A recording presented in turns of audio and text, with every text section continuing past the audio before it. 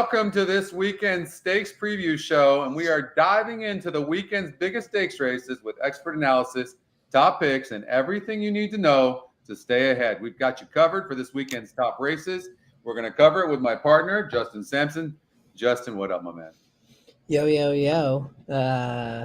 Just finished the workday, actually, to be honest. But it was a great day at Fairgrounds. I think I had four winners, Scotty, and then I had two second picks and two third picks, I think.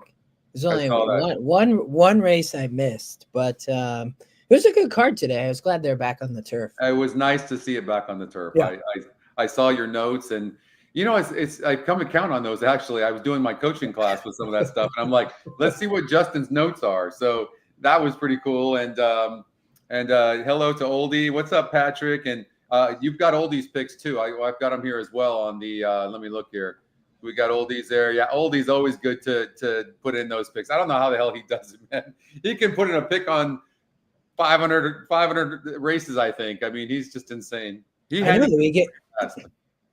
That's why I keep telling him, I'm like, we got to get him in NHC because he can handicap a lot of races, Scotty. And you just gotta find winners, right? So cheers. Yeah. Yes, I do agree. It's almost end of the week, Scotty. Yeah. By the way, too, we had another person. I got an email, and let me share this with you. Somebody that qualified for the NHC, and he said that the NHC show that David and I do was a big part of David Lupo. Big shout out to David. Also, Mike Trosson. Mike Trosson sent me an email, and he qualified. So Mike's going to be at the table with David and I, and all of us, you and me and Oldie, and but no, it's super exciting to the road to the NHC as well. And we cover a lot of the races. We kind of cross cover some of these things, some of these stakes races on Saturday. So we're covering the feeders and the qualifiers tomorrow at 11:30 a.m. if you want to tune in and watch that too. By the way, John was on for the coaching class today, and one of the guys said, "Hey, we want to." It's a rainbow, which I'm not really a fan of course, as you guys know, but it was pretty neat. It was a rainbow carryover today of a lot of money at Turf Paradise, and we covered that. And I hit it actually, and it paid like $1,300, but John was in that class as well, and I think a couple of the guys played that ticket as well. It wasn't really a lot of money and hit that thing, so that was pretty neat. And I tried to cover Turf Paradise in the coaching class yesterday, and that was not a good idea. I love your honesty, though. I do. I'm that way. So, okay, we're going to get started. We've got really good races through Aqueduct, Gulfstream Park, one race at Fairground, Oaklawn Park, one race, Santa Anita, and one race over at Turfway Park. So we'll do that. Let's you can see we're in Aqueduct race number 3, everybody. It's small field. I have an opinion in here. We'll talk about that, but let's run the race. And of course, feel free to ask any questions you want.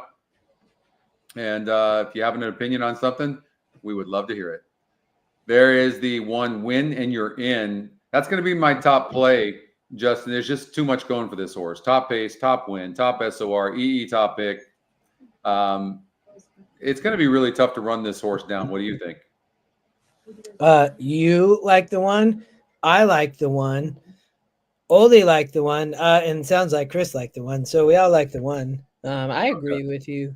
Pace all the way. A nice inside post. Was in the 7 post last out of Tampa, and getting inside, I think, is good here. I mean, Carlos David has a nice one. Scotty has, and I handicapped this race. I was like, okay, is this horse really just the best horse? And that I came up with the same thing. I mean, 1-3 back in the 70, right? Ran well in those last 2 efforts, and I thought it looks like the speed's going to be too tough up front.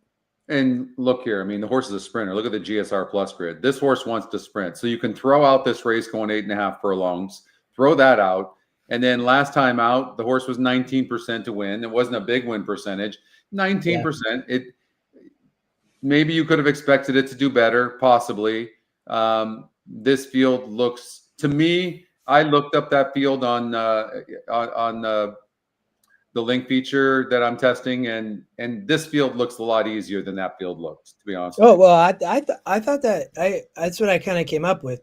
So I love hearing that. Yeah. So it just did. It looks like a fairly soft stakes group for her. Yeah. So yeah, Carlos, it's a nice horse. It's definitely one of the nicer ones I've seen him have lately.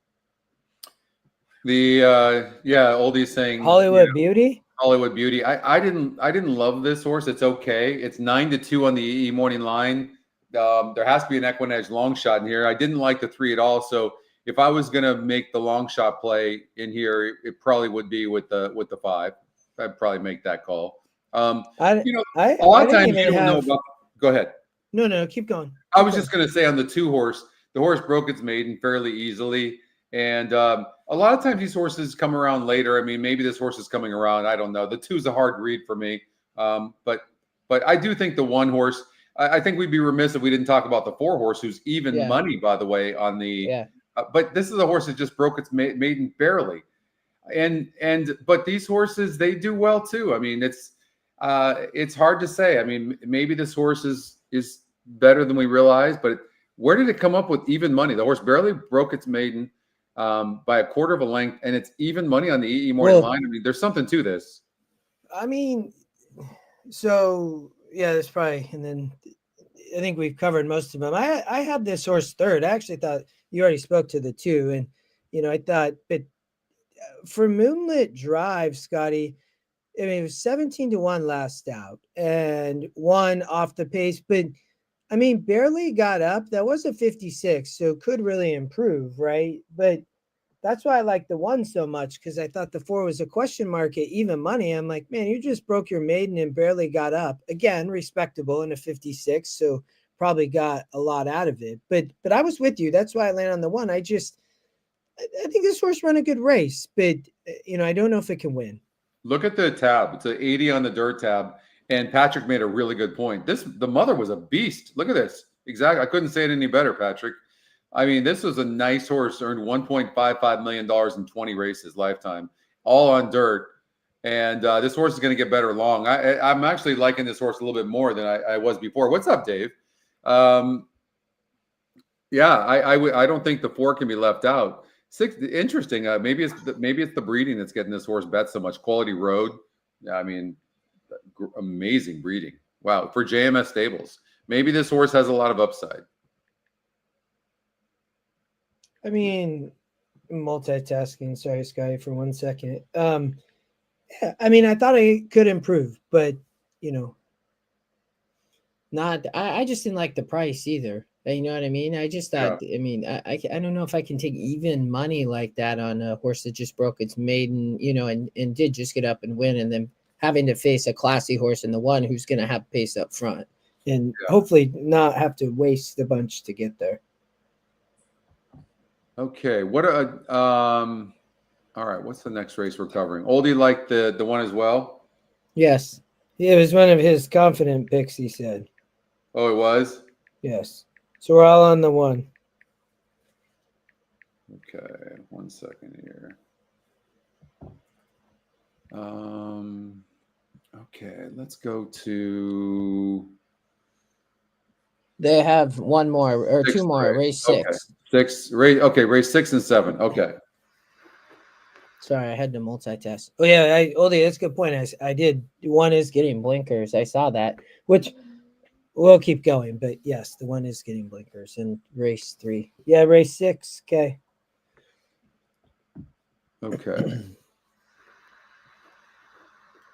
There's some big money earners in this race. 180,000 toboggan stakes. 1 is getting blinkers. Oldie said. Race 3. Race 3, though. Oh, okay.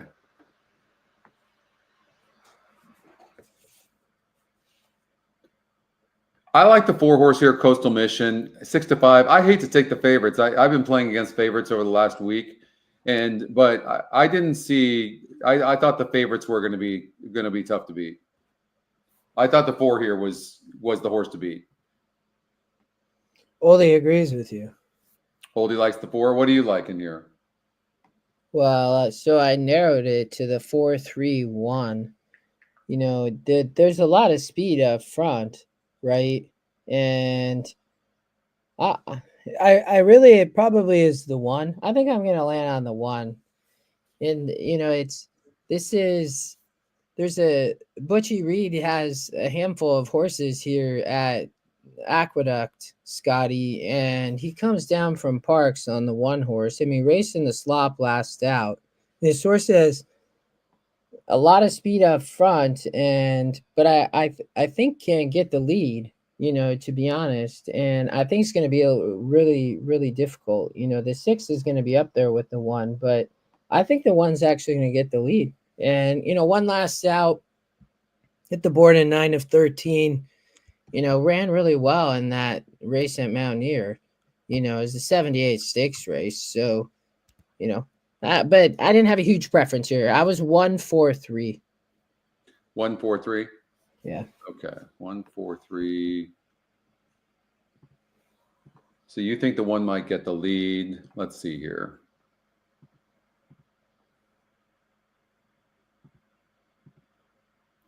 I mean, there's a lot of speed in here. The one seems to need the lead for its best. The 7, let's take a look at Gunnet. The 7 seems to need the lead for its best. The 6 horse Nelson Avenue can rate some, it looks like, and it ran pretty good last time out. But yeah, if the one's going to need to get the lead, especially from the inside post, so you can imagine this horse is probably going to send. Yeah. For its best look. But if they duel, then it sets up for the 4, so I can see why the 4 is the pick. So like it's 1 or 4, I thought. But and 4 doesn't need to really be that far back. What I will say about the 4, I mean, look, this is a non-graded stakes race. These horses haven't really done much except for the 4. Look at the 4. The 4 faced an 82 group last time out. It beat a 74 and 72. I mean, it's just if this horse 14 wins in 26 races. I mean, the horse is doing really good for Jeff Runco, and seems to be training good. Loves Charlestown. I mean, what's up, David Harrison? David. So, I mean, I would imagine this horse is going to be super tough. That's the Gar Mile. That grade 2 race. We've seen grade 2 races with 68 GSR, you know, in the race. I mean, that race came up brutal. All right. So it did. So we should ask David. David, is Coastal Mission winning the Toboggan Stakes, or is Butchie Reed going to win the Toboggan Stakes with Maximus Meridius? I'm curious on David's opinion. Yes. Yeah, I like this. Perfect. You look at David's comment. Yes. I'm all about this. We're going to beat the 4, David. Oh, that would be amazing. Oldie says he thinks the 6 has a good look. I would agree with that. Yeah. By the way. It's that's the that's the anomaly right there. I think the 6 has a long shot look. Has a good post as well. Long shot look. Wow. That's good, Al. Al's taking notes. I was in the coaching class today. I mean, it was one lap after another today. If you haven't joined our coaching classes, you can go to EquinEdge.com and they're free to do so. You should do that. It was really a lot of fun. And Al always brings good energy. He likes to he's got the best attitude for sure. Al, you always like to ask questions, which I appreciate, because that's what I want to do in the coaching class. I just want to talk and dialogue, Scotty, and I get handicapping races is fine, but I like because Al always brings lots of questions. He does. At one point, he had 40 cents left to bet. Yeah. All right. I'm on the 1 with Butchie. You're on the 4, Oldie on the 4. And Chris is on the 4 with you guys. But I'm 1. All right. Let's go to race number 7. This is the Withers Stakes, 250,000. And I'm on the 1 horse here, Justin. I'll show you in a second. We'll watch the race first, and then I'm going to show you why I like the 1 so much. The 5 mobilities. I'm on the 1. And you are on the 1 too? Oldie's on the 1 too. No kidding. Wow. Seriously. Yeah. Wow. Okay. Well, I'll start us off then. First of all, he broke his maiden for fun.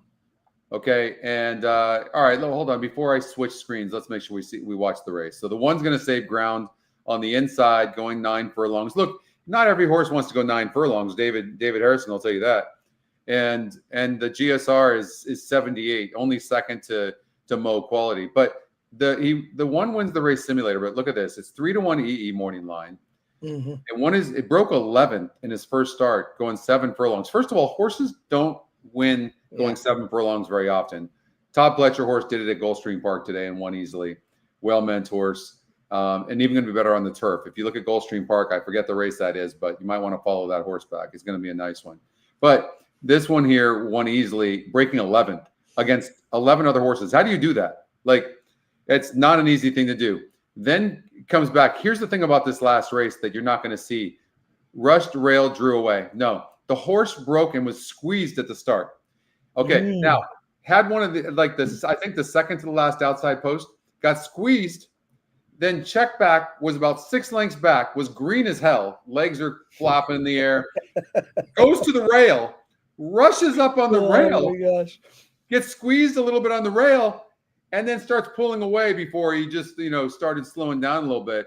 And it was really impressive. And then I looked at the 2 horses that he beat. Those are pretty nice horses.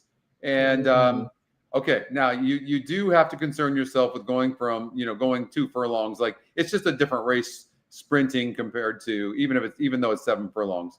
But when you look at this, I mean, this horse is bred all day long. Yeah, and I do think there's some upside because the horse was just really green. So I'm on the. I think the 5 horse could get a little bit over bet, honestly, off of that last race. It was 38% to win. It didn't win. I think the 1 Global Steve. And all these keeps track of the Scotty long shot angles. Scotty, when they kind of match the other algorithms, and so when the top SOR matches with the long shot, right, and then the top 2 picks match like that, the long shot does really well. Yeah. So, but that's Butchie Reed too. So I'm playing a Butchie Reed daily double. But I even like Scotty then. Now even because I really like this 1 horse too. I won't even add to what you said because you covered it perfect. But you could even play the 1. I could play the 1 and the 4 from the last race into the 1, and you probably get a good price here because I think the other horse is going to take money in the 4, 5, 6. Yeah. This 4 horse here for Brad Cox is certainly an interesting horse. Uncle Jim. I think this one has the most upside to be able to run. The breeding of this horse is actually pretty good. City of Light was this horse earned in 11 starts $5.66 million. I mean, and this horse could go 9 furlongs, no problem. In fact, won the Pegasus World Cup. That was the last race this horse ran. I remember that race like it was yesterday. It was very impressive. So anyways, I think Uncle Jim deserves a look, but I'm going to go with Global Steve. You guys, you're going with it. Oldie's going with him as well. Okay, let's go to Fairgrounds, your neck of the woods, if you will. You've been covering Fairgrounds all meet long, and that's race number 7. Let's go there. What was that? All right. And I'll run the race here. I'm going to get rid of some of these long shots so that we can see the entire thing. There we go. What was that?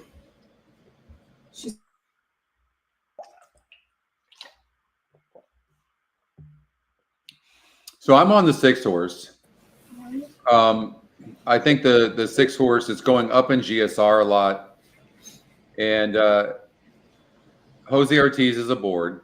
And we'll take a look here. So let's look at the GSR Plus grid, first of all. You can clearly see this horse is a turf horse, Justin. And, right? Yeah.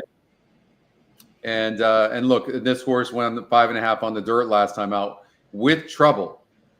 And was only 5% to win before that. I mean, this horse fits very strong here. Gets a nice post, has tactical speed, moving up 4 14 points in GSR. This field really, I didn't feel it was a 74. I didn't think this field was that tough. I really like the 6 horse. I thought that the 6 had a shot. I put the 6 in second or third. I can't remember, but I ended up landing on the 11 for Chris Block outside post. I mean, there's a lot of speed in this race, Scotty. I mean, they're sprinting on the turf. So, and I think this race will stay on the turf. I know they might get some rain overnight or tomorrow, but it's not till Saturday. So I think they'll be okay. It's late in the card. But I just thought got a really good stalking trip from an outside post.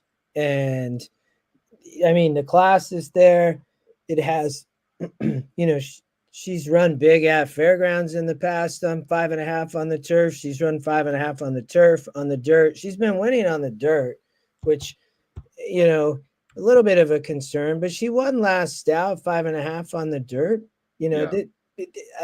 This was a tough race, but so I don't disagree with you on the 6. Like I didn't love, I thought the 1 had a shot. We can talk about others, but I land on the 11. It's a very, very tough post for the 11 because if you look, I mean, you have so many horses that are going to be going. It can get there, but what I'm worried about a little bit for the 11, and I looked at this horse closely, is that it's going to have to be used up a little bit in the beginning, which could hurt the horse late. But she's a nice horse for sure. Yeah. So you like this? What I thought the 1 had a big shot, to be honest, too. Yeah, I mean the rail with so many horses, going to be 11 horses in the race. The rail is not really an easy place to be, especially for a horse that's really not a great breaker. And she had trouble, like she had issues, right, Sky? This is how I got off the 1. This brought, I mean, something happened right in that race 6 months ago. Yeah. But I mean, obviously, and then Danner is 13% off the layoff, which is fine. I mean, this is a very fast horse. The workouts are good, all in the synthetic. And look at the horse is bred just tremendously. I mean, incredible breeding.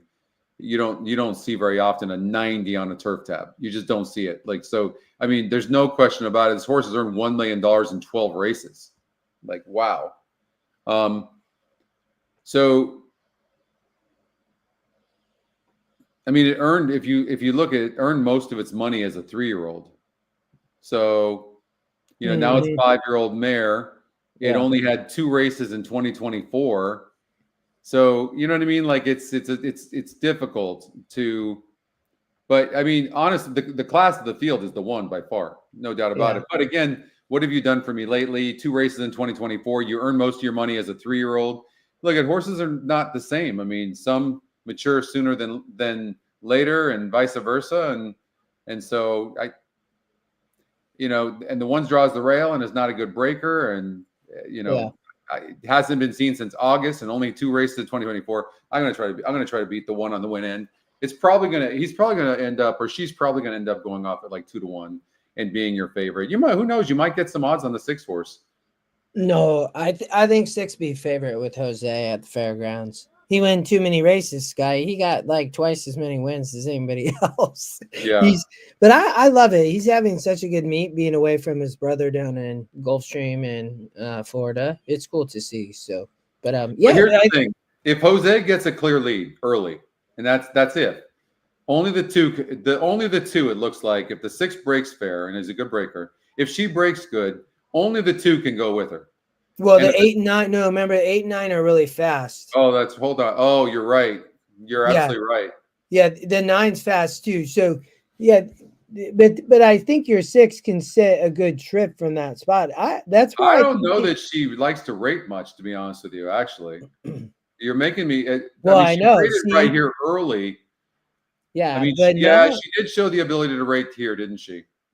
And Oldie's right. If any of those other horses, the 13 is too Oldie. But yeah, this is how I got off the 6, Scotty, was because I wasn't sure she could sit off the speed. And the 11 just had the class and has the I mean, I mean, won in 18 of 34 races on the 11. I mean, it's insane. I actually think you're going to see her rate here. The more I'm looking at this, I'm not really worried about her being able to rate. She's probably She'll not going have to go to the to. lead. Yeah. I actually think she can rate. She's tactical, so I actually feel okay about this pick. What about this long shot here? I thought that horse had a little bit of a long shot look, Scotty. Yeah. You know, I mean, they're cutting back, and the horse has been going 2 churns, and you look back at its 5.5 form, and then the GSR, the top GSR on the turf is 5.5. So I was like, well, they haven't been going 5.5. They've been going 2 churns, and the top number is 5.5, and means race 10 races 3 times at 5.5, and that's its last win at Fairgrounds. Broke its maiden. Well. She broke her maiden. I mean, so the mother was a sprinter. The reason you're seeing that is look at the mother. The mother actually sprinted. So I thought had a long shot look for 100%. Yes, I would. Well, and here's the thing you have to recognize as well. When horses show speed going longer, like she does, they cut back, they rate nicely many times. And I kind of like this profile. I'm going to make sure that I consider that horse for sure. All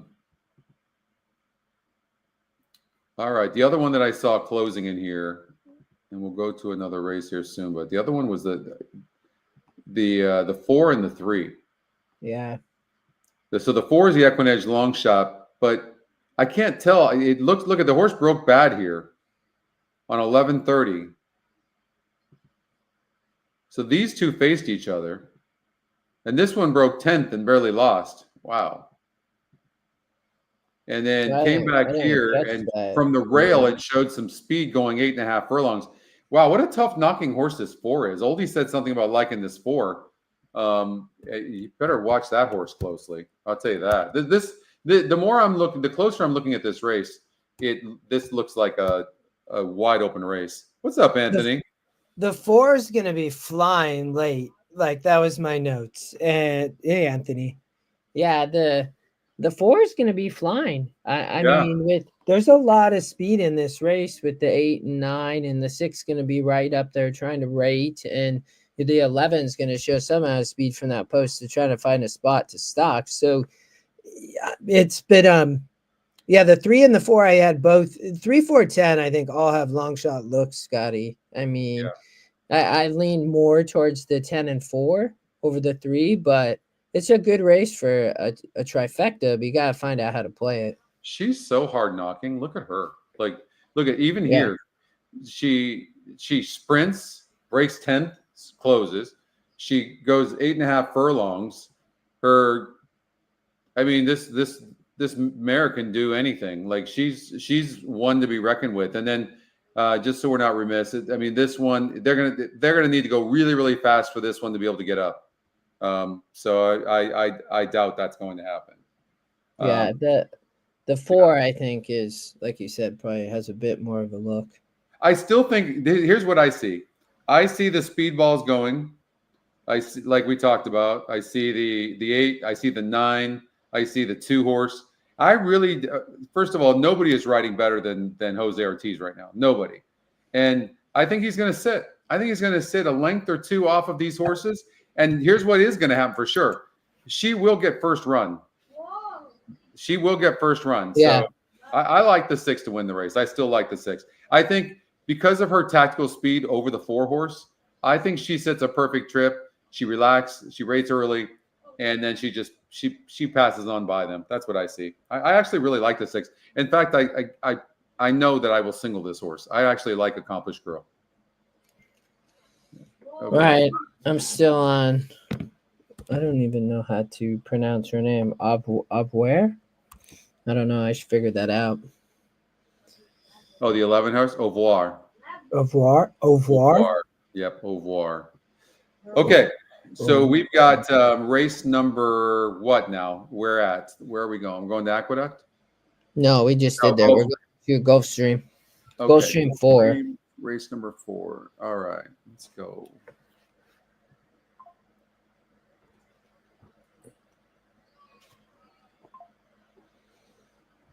Okay. The Swedish chant.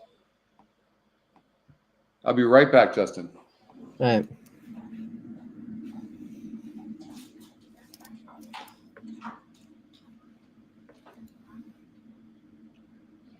Eight and a half on the turf.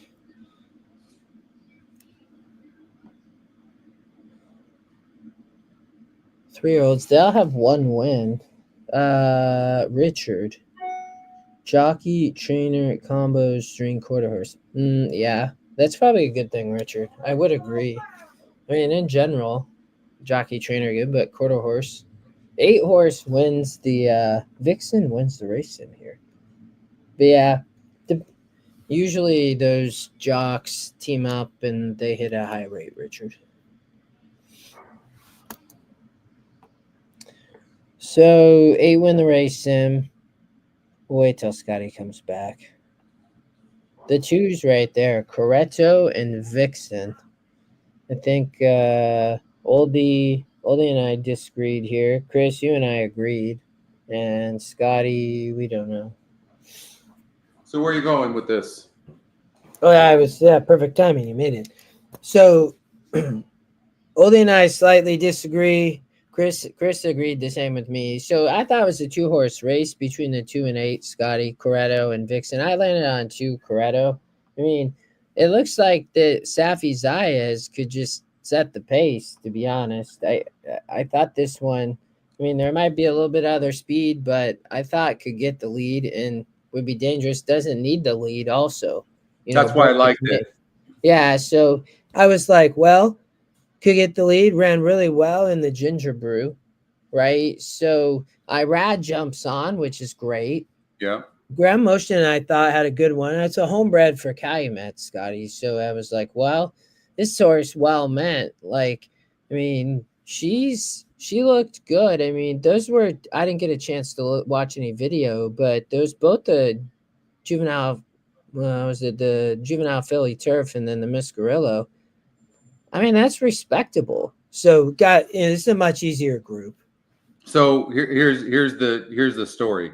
So the horse broke from the 10 hole at Kentucky Downs, which you usually need to be very fit. And usually horses, first-time starters, I don't really love first-time starters at Kentucky Downs.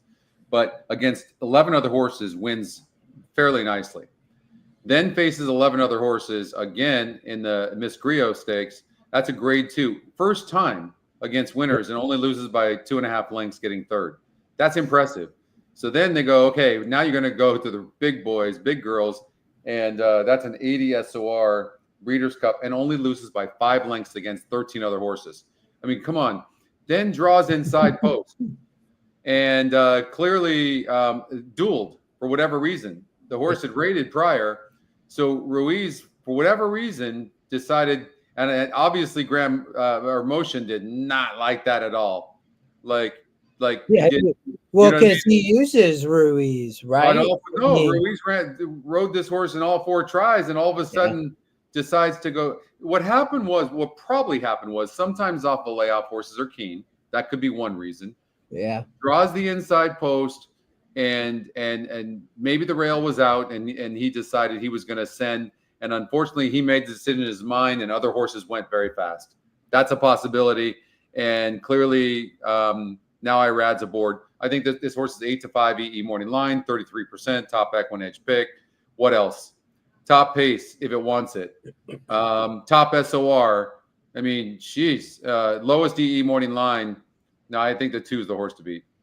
Yeah, and but I'm with you. I mean, and Irad rides. He can get any horse to rate, stock, do what he wants. Like, I think it's going to be tough. I mean, I wouldn't be remiss to talk about the 8 oldie. Like, I mean, Vixen got a shot.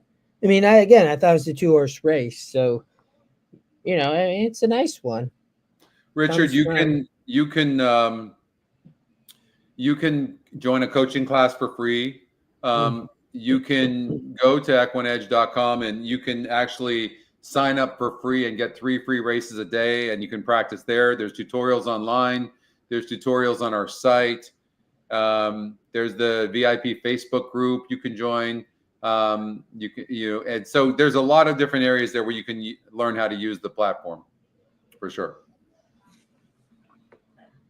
Oh, Ooh, Graham, that's a thanks for bringing that up, Chris. Wow.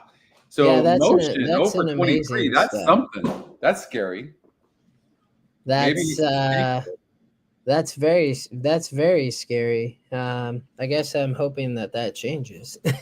yeah. I don't think I'm gonna change my opinion. I mean, but in all these comments, Ace of Vacoma, Cassie's had live horses, ran that.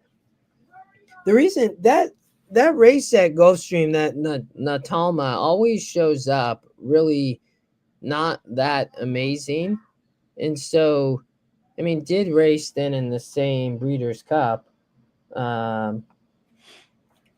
I mean, Yeah. so this horse live, I mean, I could see it, but I'm sticking with the 2. Which one? Which one are we talking about? The 8. The 8. Oh, the 8 Vixen. Yeah. I mean, it was 1% in the Breeders' Cup Filly Turf, and Coretto was 15% and 3-1. Yeah. So I mean, Coretto is the horse to beat in this race. I have no doubt about that. But I mean, Vixen now. Look at Vixen was 30-1 there, but now Vixen is 9-5 second choice. So that's interesting considering what they were in the Breeders' Cup, right? Think about that for a second. Like what happened? Why is Vixen 9-5 EE morning line, like when it was clearly it was a high morning line in the Breeders' Cup? And so that might be a sign that maybe this is where the algorithms know stuff that we don't know. But to me, if I'm learning and interpreting the algorithms, I would take the 8 very seriously. I'm not going to single the 2. I would probably only cover the 2 and the 8. Yep, I'm with you. Yeah. Okay. Who you like on top? The 2 still? Well, I mean that's an amazing that stat is for real. And then Vixen is 9-5 EE morning line. You're changing your mind. I'm kind of I don't know. I don't know. No, you keep going. You're fine. Yeah, no, I mean I don't have I think that open to changing our minds or making sure we're covering. I think the most important thing is winning, and when I probably would still stick with the 2. I think the 2 is a very, very nice horse. But yeah. Oh, my pleasure, Richard, of course. And you can also, by the way, Richard, and or anybody that wants to follow our shows and stuff like that, we usually have 3 shows a week, but you can click on the bell, right, Justin? That's how you follow us on YouTube. Yeah. And follow, if you follow us on Twitter when you go live, it will give you a notification too. And but the bell on YouTube, either one, whether you're on Twitter or YouTube. And hit the like button. It always helps out. That's a good thing. It's such a great weekend of stakes, Scotty. It is.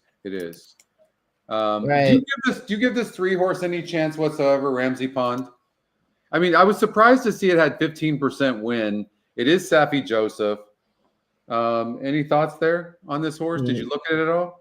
No, I probably did. Hold on. Yeah, I mean, wait a minute. 1 of 50.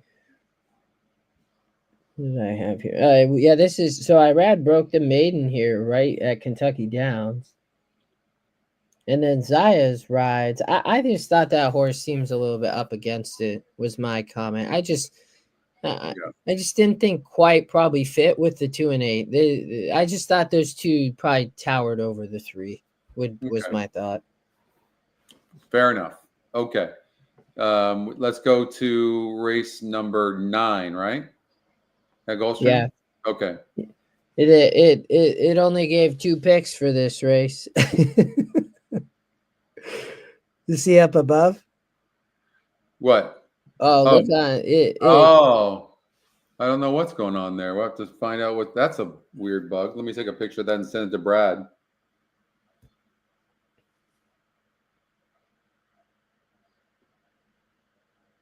Let's see here. I had a claimer named Captain John at Turf Paradise. They still have no horse racing. Well, if you owned a horse, Richard, you gotta have some amount of experience. No, he had a climber named Captain John.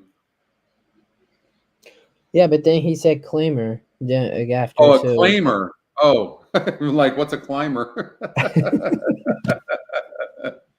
and still have no horse racing experience. How was Captain John? I hit the pick 6 at Turf Paradise today. That's so funny. That jackpot's like $400,000. That's why everybody playing it. Yeah, that's a big one. What are the chances somebody hits that before it's a mandatory payout? If I were them, I would never do a mandatory payout.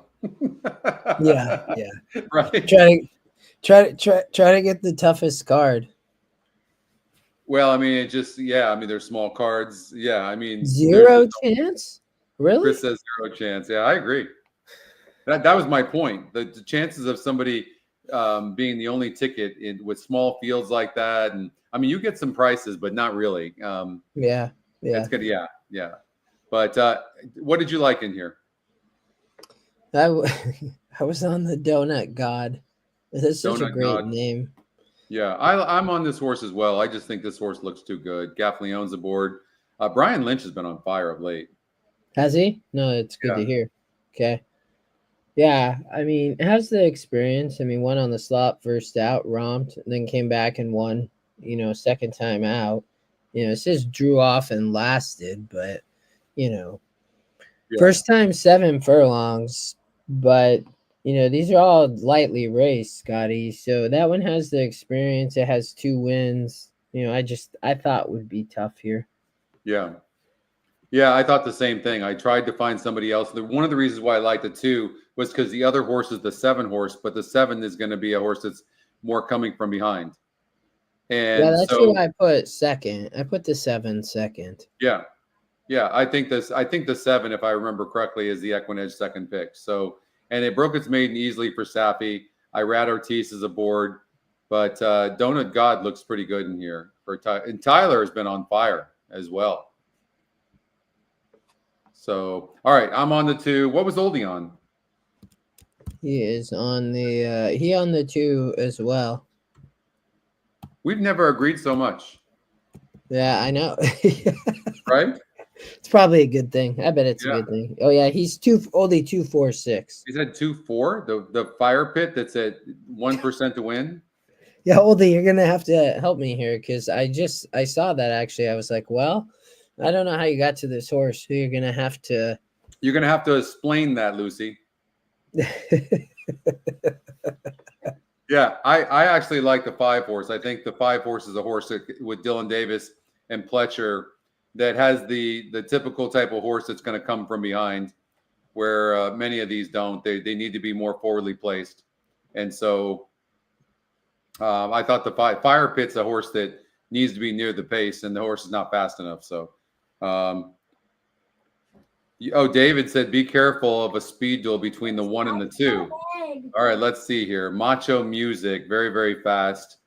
And yeah, that's true. I mean, they're very, very fast. And they're going. That's why I thought the 7, it might set up for the 7, David, was my thought if that happened.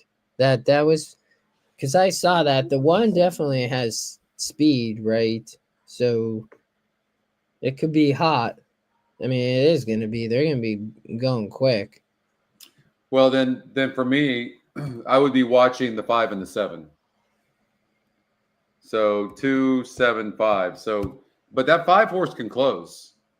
So if the 1 and 2 duel, you're going to see a cavalry between the 3, 4, 5, 6, and 7.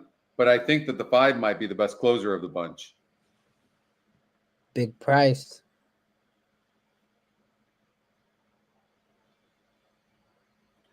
Yeah. Look at Al's comment. What else? Oh man. Matt Miller, good to see you. Al's funny. He says we hit the pick 6 today in the show.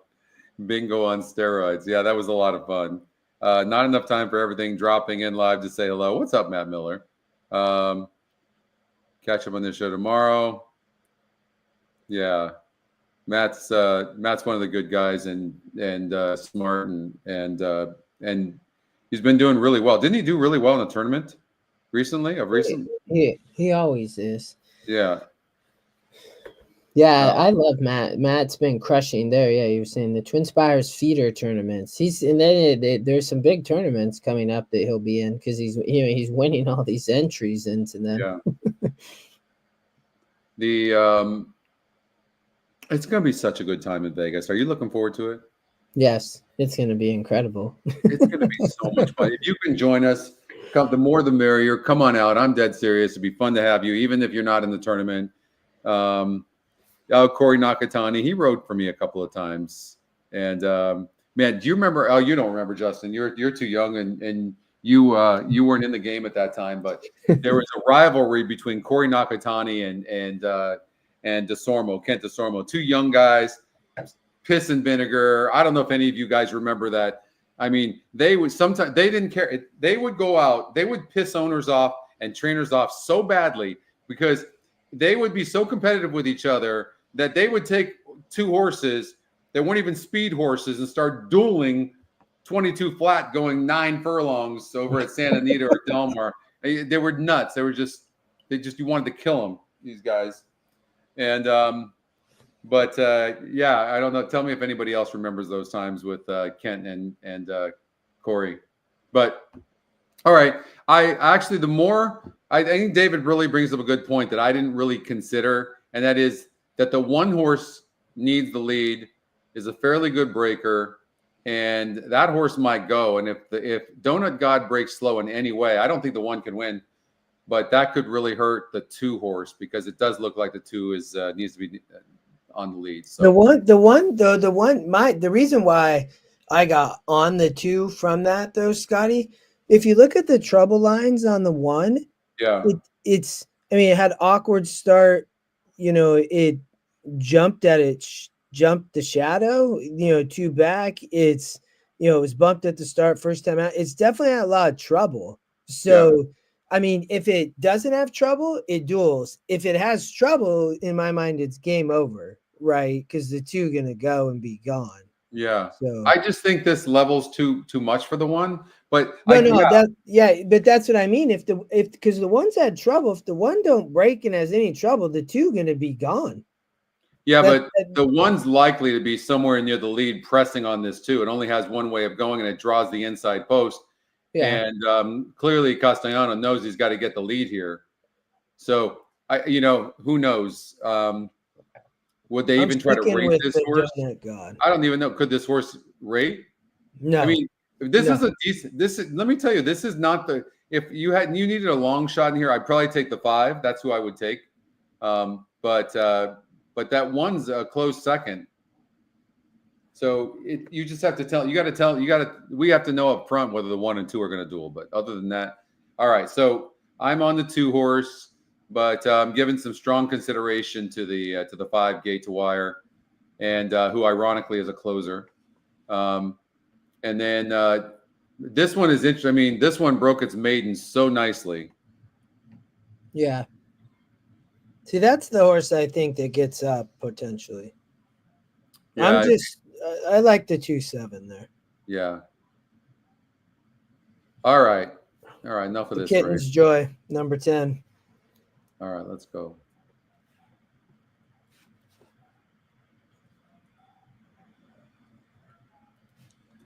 I'm taking the EquinEdge long shot in here, Justin. Did you like this horse at all? Hold, please. 5. Matt, the only time I like Paco Lopez is 5 or 5.5 furlongs on the turf at Gulfstream Park. That's when I like Paco Lopez. That's about it. I'm so confused. How did Paco come up? We were talking about spoiled brats. Oh, I saw his agent quit on him. He was like, "I'm done with you." Oh yeah. I thought that there was too much speed for the 5. Well, I mean the 2 and 8 are going to be flying, and Jaramillo only have one way. He can be sending here. The horse barely won, and so that's why I think we're going to see some odds. But look at the morning line. First of all, this horse is the top pace, top GSR, and but it's it doesn't need the lead. Obviously, I don't think it does anyways. And I saw that race; it didn't look like the horse needs the lead, and so I like the 5, 9-2, top GSR, EE long shot, and top pace. I mean, this horse has got a lot going for it, and it might come back to run good. And if you look at some of the favorites, and nobody really looks like that big of a favorite. The lowest morning line is Mi Baggio, the 8 horse. And I mean, it looks okay. It's a nice horse, but it's moving up in class here. Yeah, I didn't even really love that horse. I mean, it does win the race sim. Yeah, but it needs it. The one time it didn't get the lead, it barely won. When it gets the lead, it does okay. It had to hold on last time out at 32. I don't know. This is a nice horse. It turned a lot of money, 4 wins. So I'm not bagging on the horse. I just don't love. I don't love the horse in here. That's all. No, I don't like it at all. Like I don't even. So I'm on the 6 test score, but in I can't remember. I think it was Mac, maybe whoever shared that stat. It's another Graham Motion and Tyler Gaff this time. So I guess I'm hoping for Graham to get off the cold streak but I just thought there was a lot of speed here, Scotty, that it would set up for this horse. Tyler rides, they're going 8.5. Ran in that stakes race last out at Del Mar, Scotty, and nearly got up and won in a 70, and that was just after he had broke his maiden. So and I just thought that this sets up perfect. That was on Breeders' Cup Day back at Del Mar on November 1st. Big day. It was only 3%. I thought it was a great spot for this horse and could improve, and there's a lot of speed. So, all right. Again, Graham Motion, who's over 23. Is it the last 23 starts, or is it at Gulfstream, or what is it? Yeah, I think it was at Gulfstream. I think it was at Gulfstream. Yeah. I love, by the way, the group. Look at. We got Oldie in here. We've got David Harris here. Matt Miller's in here. Like, look at. I mean, it's great. It's so nice to have the EquinEdge community. I look forward to this because of that. And by the way, I don't know if you heard. I think I did tell David yesterday though, but we had a couple more people qualify for the NHC that have been watching that show. So initially when we had the idea, remember Justin, you, me, and Chris, we started talking about that. And what a great idea it was for a show, right? To help people figure out how to get into tournament play. That's what I was going to say. I'm glad that you both have kept doing that show. And I think it's really important because it shows, I think tournaments are the way to go, to be honest, Scotty. Like, it's fun to play like directly in the pari-mutuel pool, but I think the tournaments, at least from my perspective. So, yeah, and I love that you guys do it every week. It's a longer show, but you've gotten people to qualify, which is amazing. But and just to David, Mr. NHC, I had Maui Strong second, and David said that's his top pick. So Oldie said it's his top pick as well. Well, okay. This could be a great race then. Yeah, you might get a good exacta here. So, I mean, the horse ran good last time out, going on the synthetic for the first time. The GSR goes back up for Dale Romans, who's slowly creeping back up there. I mean, Dale could always train, but man, he went through about 4 or 5 years of just a struggle. This is for West Point Thoroughbreds. So if you're training for West Point Thoroughbreds, you got to be doing something right because they're one of the strongest stables there are. Back on the turf, let's look at the turf breeding. Turf breeding is obvious. That's what the horse wants, is to be on the turf and long. Yeah, I mean, it's and it's 8%, which is no problem. And again, there's a lot of speed. So, I talked about the 6 getting there. Oldie and David on the the 3. You're going to get a good price on the 3 as well. What about this horse, Tiz Dashing? The EquinEdge morning line does not like it whatsoever, but this one for Barkley Tag certainly looks like it deserves a little bit of a look. But, the fact that this horse barely broke its maiden and then was 31% to win that non-gridded stakes race over at Aqueduct. I mean, it ran good and all that, but I think that it's prudent. This is a very competitive field. I'm not saying there's great horses in here, but it's very competitive. I think it's probably worth watching the 4-horse. But Maui Strong does look like the real deal.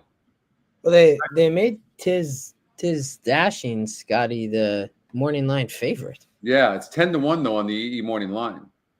Yeah, I mean, I guess it could improve. I just saw some upside on the others.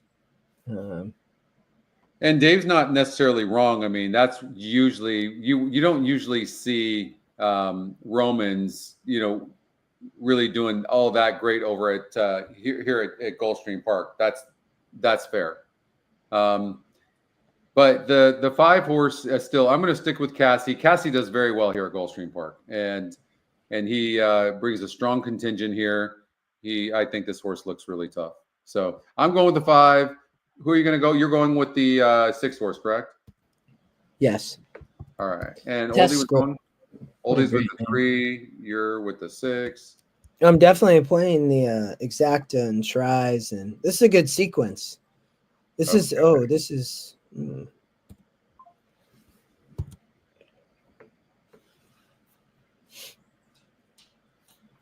Okay.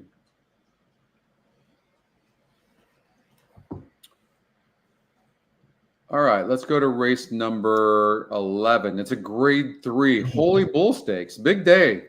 It's a big day this weekend. That's one of the big days in the championship meet over at Gulfstream Park. Yeah, you're gonna have a lot of people there. And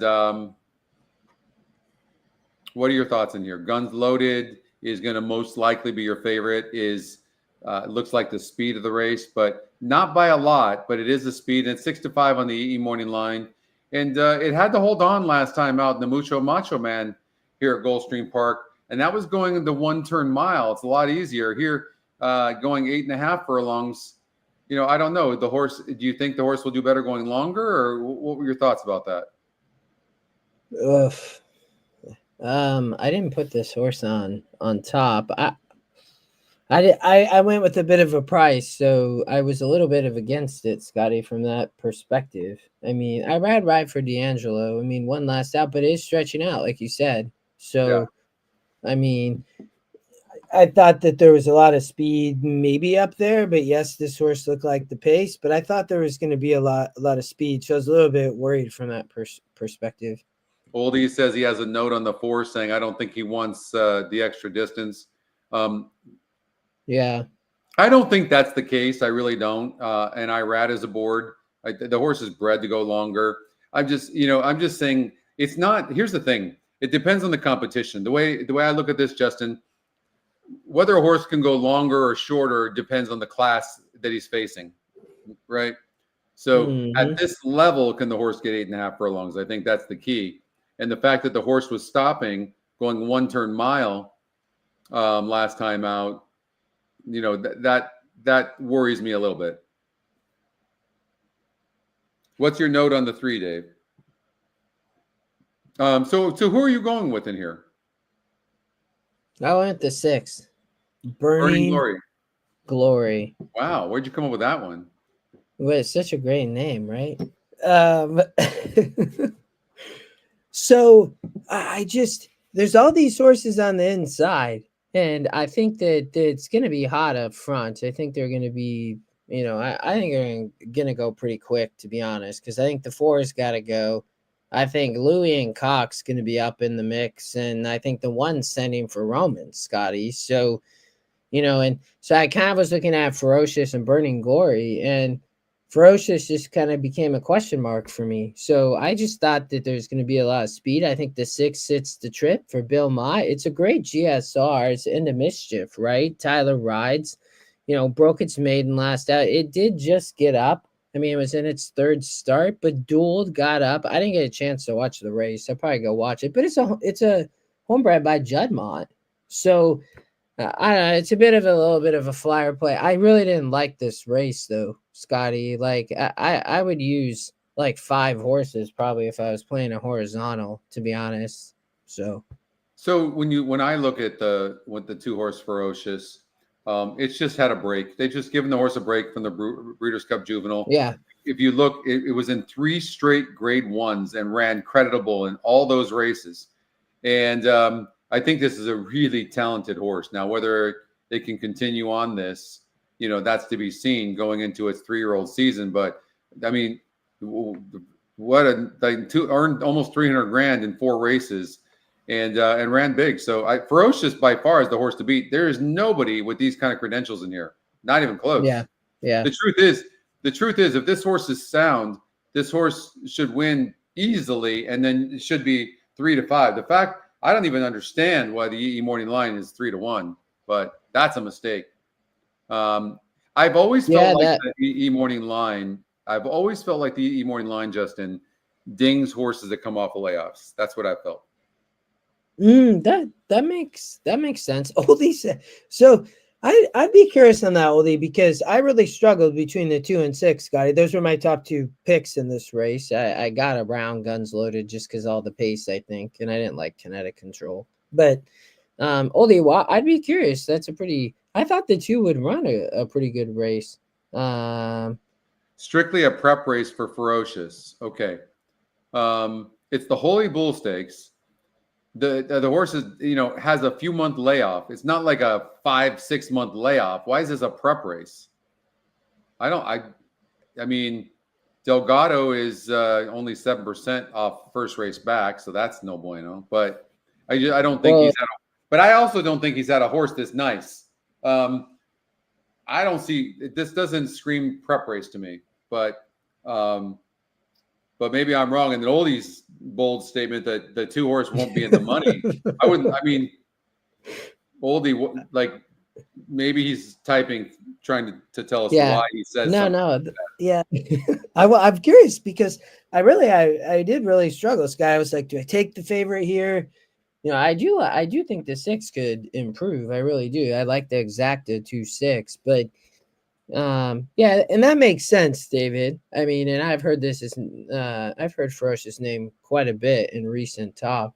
So David must like Ferocious quite a bit. I'm wondering.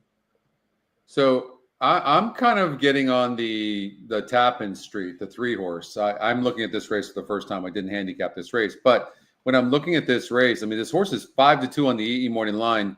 Obviously connections are getting this horse bet. Saez was aboard for the start. It won first time out against 11 other horses. So this horse was well meant. Yeah. Like your bet's at 2-1. You're only 9% to win. It wins at 7/8, which is a very tough thing to do, especially against 11 other horses, and it wins. And then when you look at the GSR Plus grid, it's all day longer. Now, I don't see the 10 and 10.5 for as far as like Kentucky Derby, getting those longer distances, but middle distances and 8.5 furlongs, maybe even up to 9 furlongs. That's not going to be a problem for this horse. It's Brad Cox and Into Mischief. Virginia Key earned $86,000 for Todd Pletcher, who trained her. And she only had 4 lifetime races, but, she was talented, clearly. But well-bred, GSR is an 80. You gotta. I mean, but see, that's why I like the 6. I mean, the 6 is bred all day. I mean, if you get around the favorites in the 2 and 4, that Dave Duncan, Scotty, said that you gotta watch the video on Tappan Street, the 3. I don't know if you saw that. He said that didn't take the turn well. Oh my gosh. Let's see here. Oh, next. Okay, so he's only talking from the perspective of the Breeders' Cup horses not winning next time out. I've seen that changed over the last month, Oldie. Initially that was a thing, but there's a lot more of them that come back to win. So you can't hold on to that stat forever.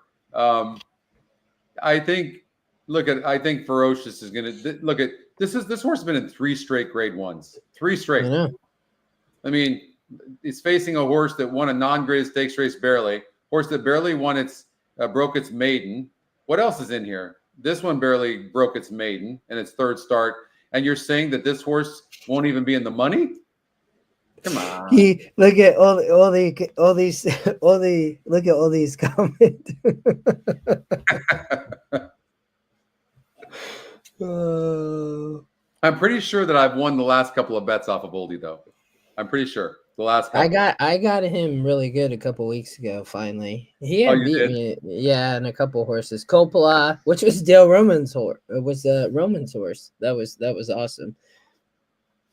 And Spirit, that was last week, Scotty. A horse got home last week. It was like $20, 10-1, I think. My wife. All right. hopes he finishes up. Where are we going now? Race number 12. Grade 3 fillies and mares. Hold on here. My computer's it's been working really good of late. Let's see here. That stat works up well up to 6 weeks after the BC, not 3 months later. Yep, horse getting proper freshening. I agree with Dave on that one. Oldie, you're out. You're outmanned. You're outnumbered here. Let's see here. Gulfstream Park, race number 12. Share this tab. Here we go. All right. Who can I get rid of so we can have a full screen? I can get rid of this one. I'll get rid of this one. Does that give us? Oh, yeah. It does. There we go. I cut the 4, 5. Oh, okay. I cut the 6, 8, 9, 10 too. So I'll let you decide, and then we can jump in. You listen, Dave. The best part of the show is when you throw Oldie on the bus. Okay, don't stop.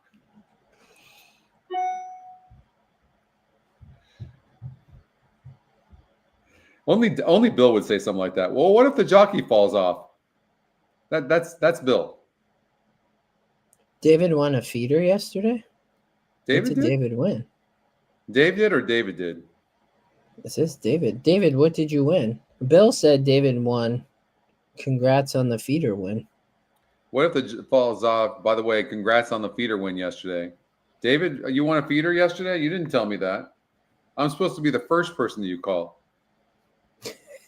What feeder did you win? Well, first of all, let's get focused on this race. What do you like? Because I didn't handicap this race, so I'm catching up to you. This is the Forward Gal Stakes.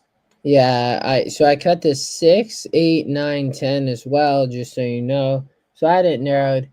I could not miss the name of the 3 horse.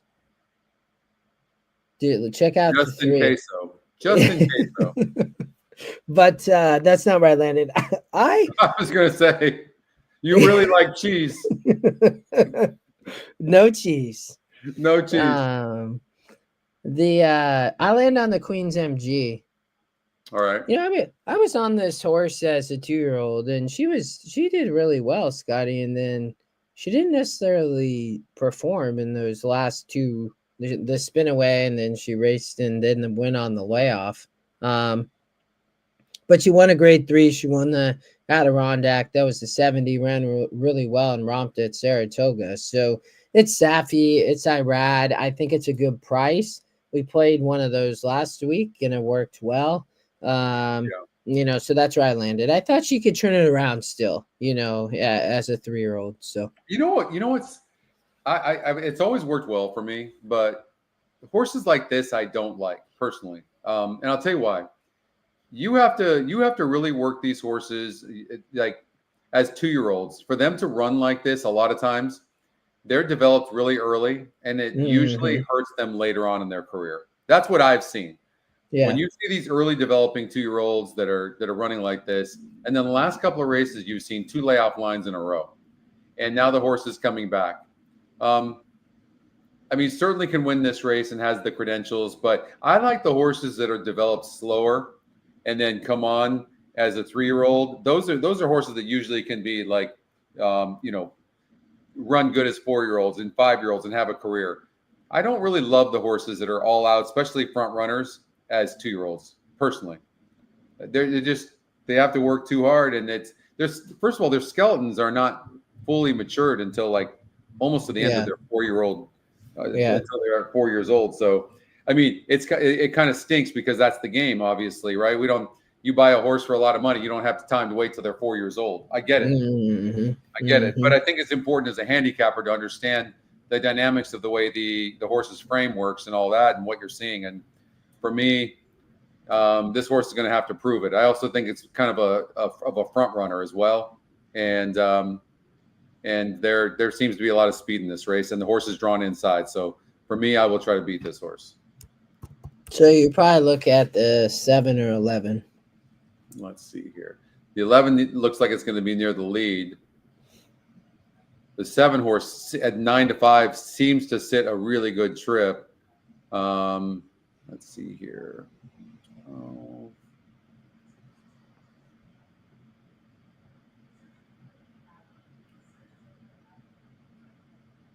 And then we should we should talk about the 1 as well. So the 7 horse, Eclatant, is a horse that can rate. It's 9-5, and I'm looking at the new GSRs. Yeah, right? What do you see? And it has the 7 horse. It has the 3 horse just in case so right there, but the 3, 7, 11. And 1 horse, believe it or not, the EquinEdge long shot. But that horse might have a look, so keep going. Yeah, we'll have to look at that horse. But the 7 horse is gonna. I think this horse can rate, and it's also not easy to break your maiden and then go in an optional claiming at a big track like Keeneland and win. That's not easy, and go off, by the way, at 50 cents on the dollar. So clearly the horse was talented. Then goes into grade 2. Here's the thing. Why you have to forgive this effort. Well, let me first see if this horse, an 89 on the dirt tap. I mean, Brad Cox gets all the horses. Yeah. I look at this horse and it looks like it wants to go longer, but it's not an easy thing to break your maiden sprinting. You go 5.5, and then you get 6 furlongs, and then you go 8.5 and a grade 2. The GSR went up, no doubt about it. And now he's cutting the horse back to 7 furlongs. I mean, even though the breeding is there for this horse to go long, maybe it wants to sprint. This is a much easier group than what this horse faced last time out. And this horse got a late start as a 2-year-old, so I'm not really worried about her. And she's training phenomenally. I think the 7 horse sits right behind these horses and romps. Easily for me, it's the 7. Yeah, and then Oldie's comment on the 11. I agree with you, Oldie. I mean, it's a big field, and there's some weak horses. That's gonna be tough for the 11 out there. Dave liked the 2. I like it, Dave. Thank you. Let's look at the 1 horse Unchained Elaine, just in case is maybe a sleeper we need to look at. Sappy Joseph, Irad Ortiz. No, that's the 2. Excuse me. There we go.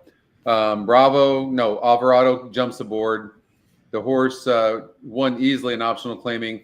Listen, those races at Gulfstream Park are not easy, and this horse was 44% to do that. So it clearly has talent. For whatever reason, in the last race in the cash run, the horse was only 8% to win. It really outran its odds, for that matter.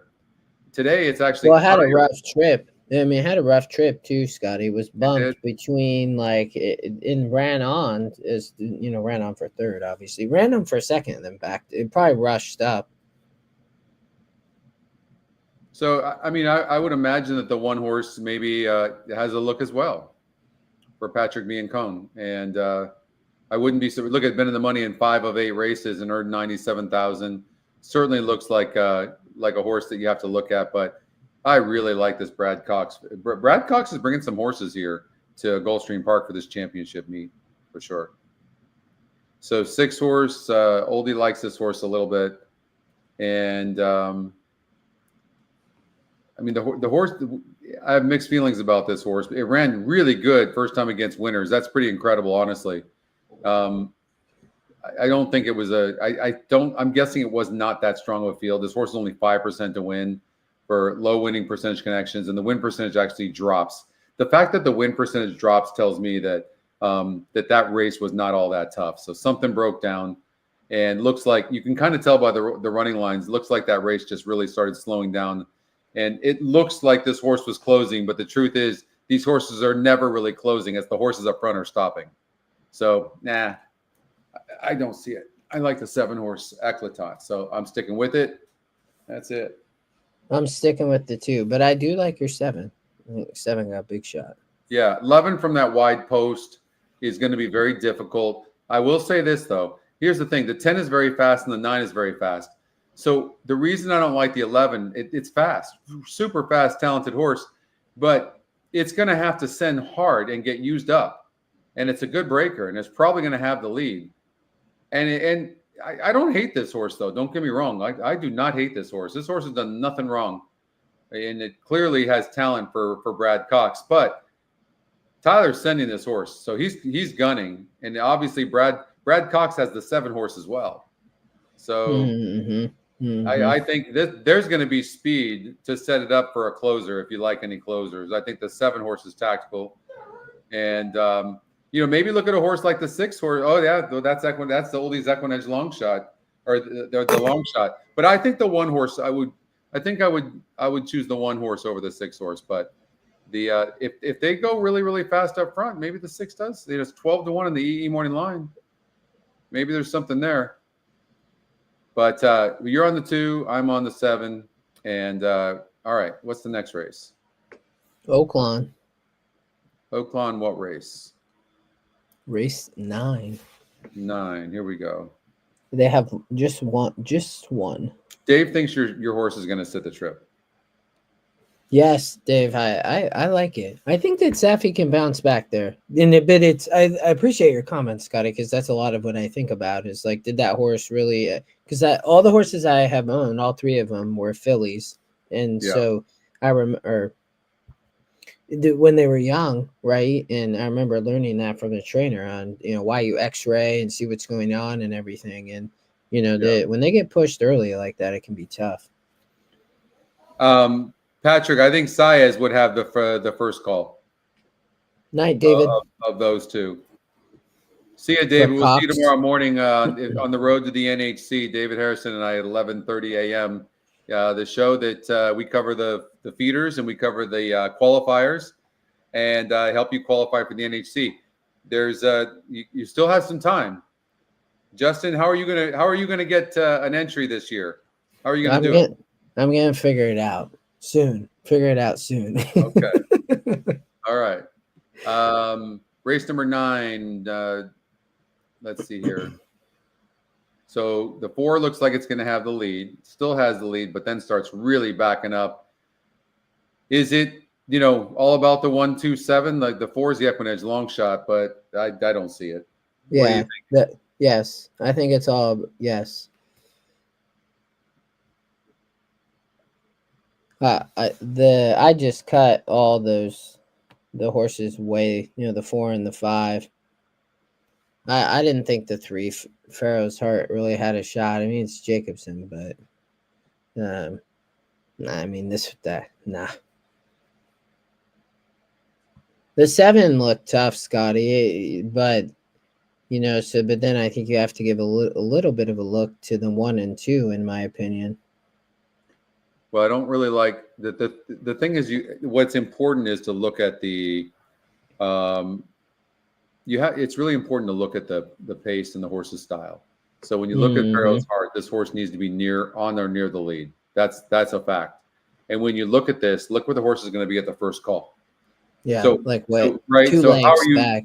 Yeah, I mean, I don't see it. I mean, there is no path for Pharaoh's Heart to win this race, in my opinion. So I don't like that. The 4 horse just stops. The 5 horse just stops. So we can go like this. Now these are the contenders in my mind. Yeah. There we go. No, right? that's how you do it with EquinEdge. Right. There you go. And Tanya Showers, the EquinEdge long or the 2 horse. Let's look at the last couple of races. Not enough. So in between horses. Okay, so right there already. Broke ninth. So 2 bad breaks and still finishing against similar, if not better, horses. And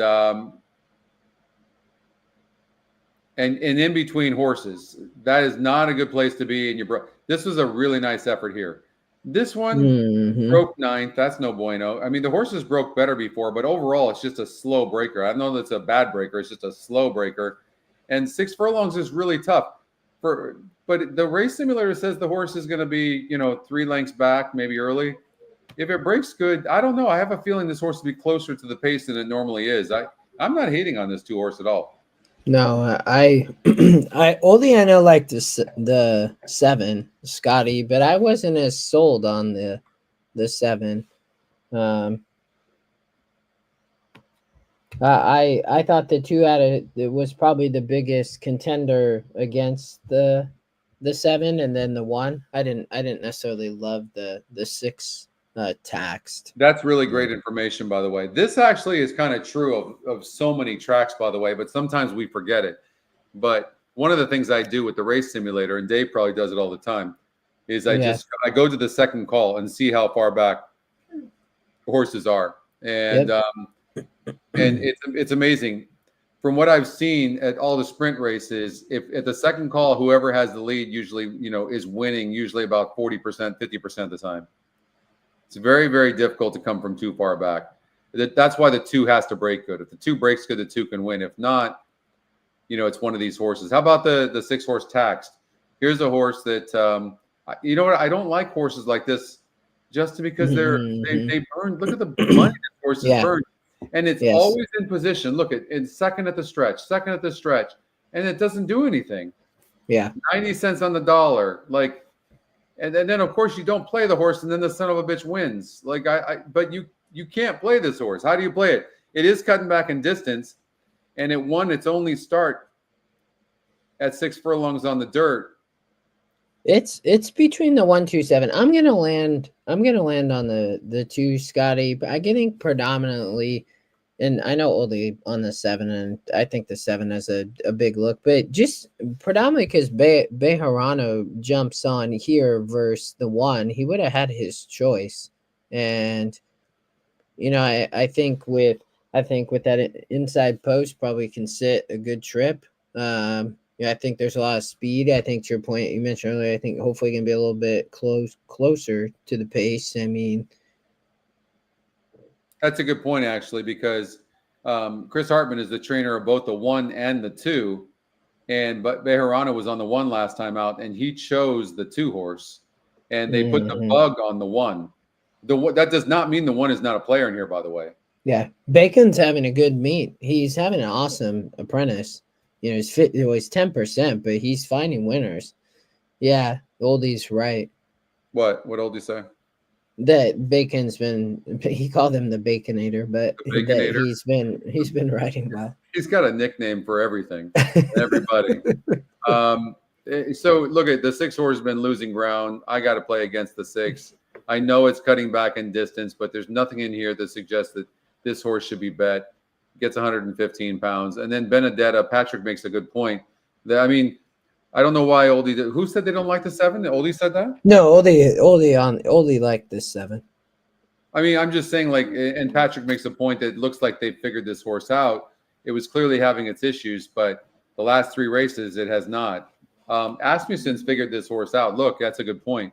The first couple of races, he struggled, but the last 3 races, the horse has won. And not only that, been moving up in conditions, and everything that's been asked of this horse is done.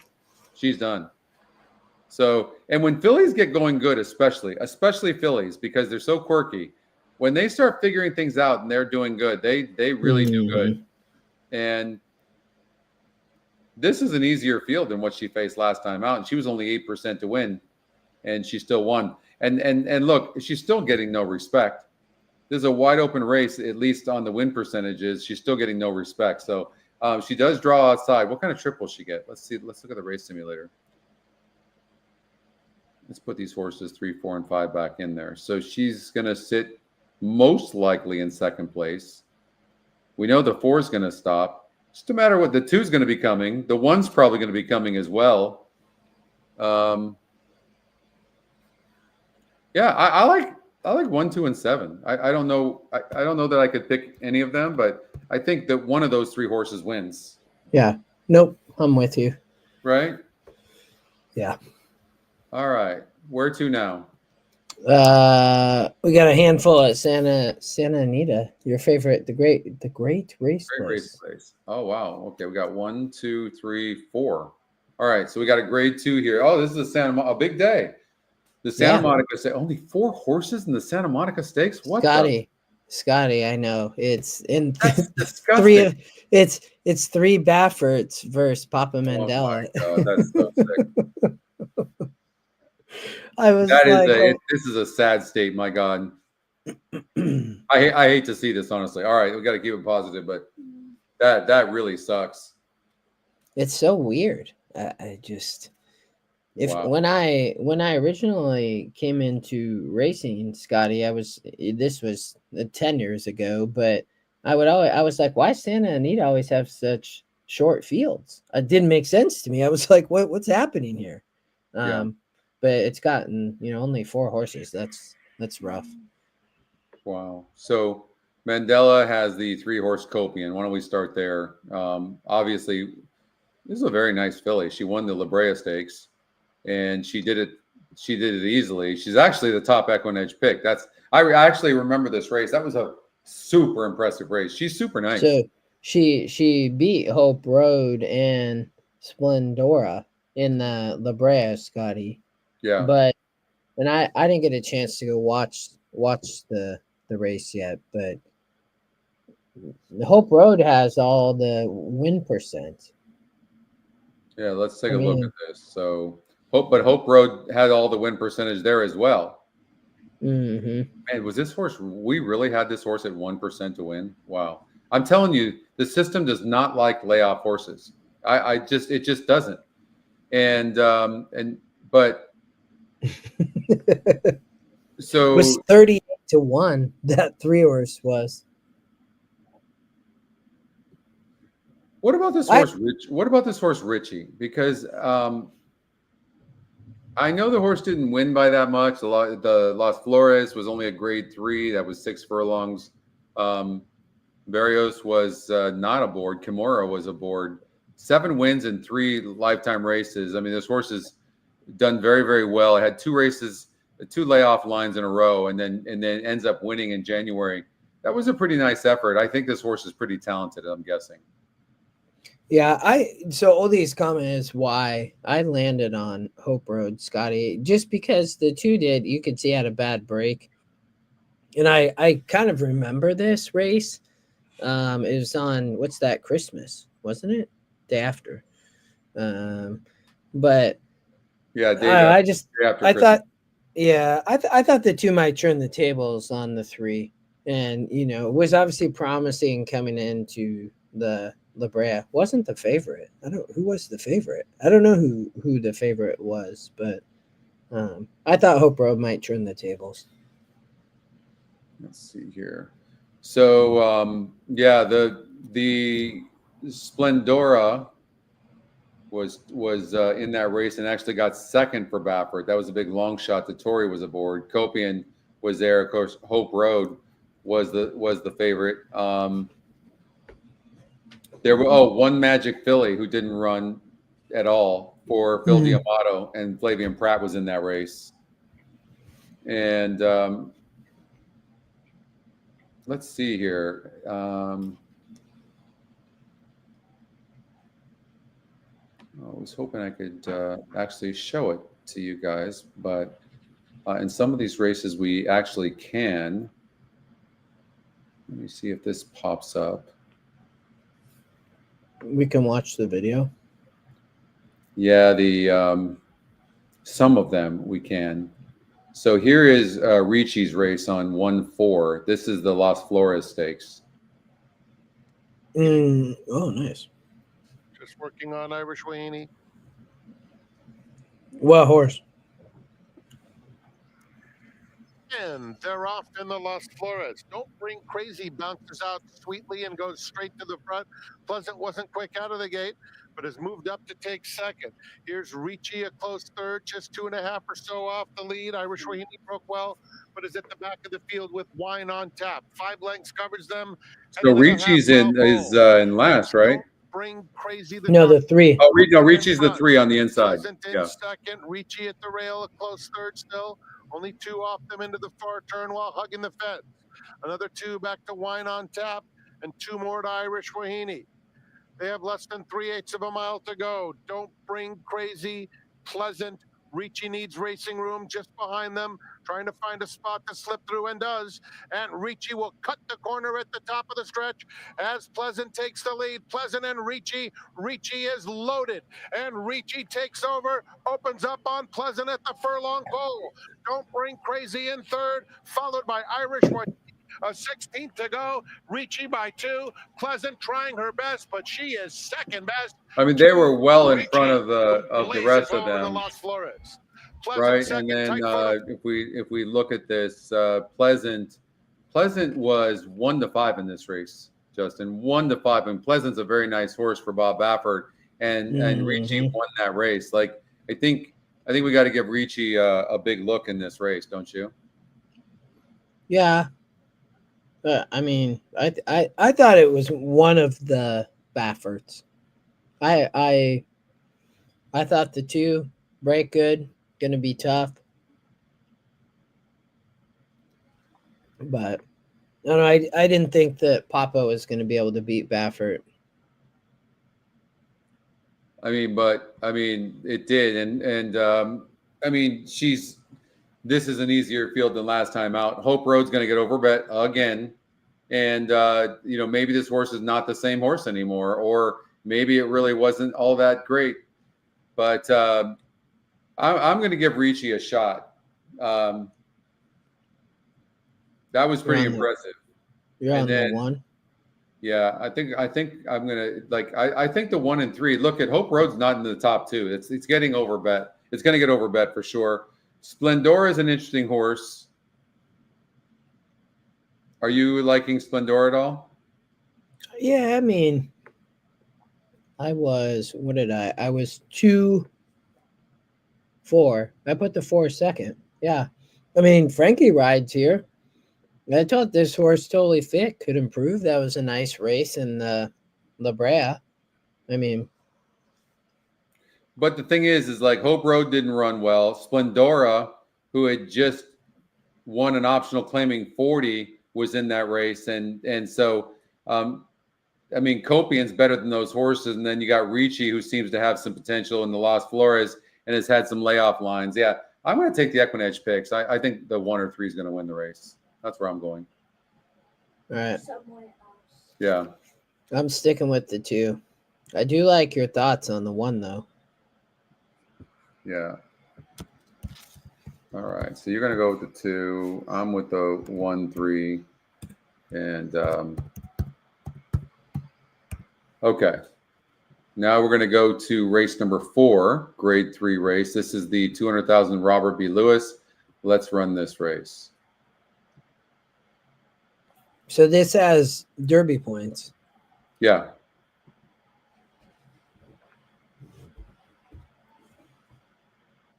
Wesley Ward ships in here with Corrales with a clock tower.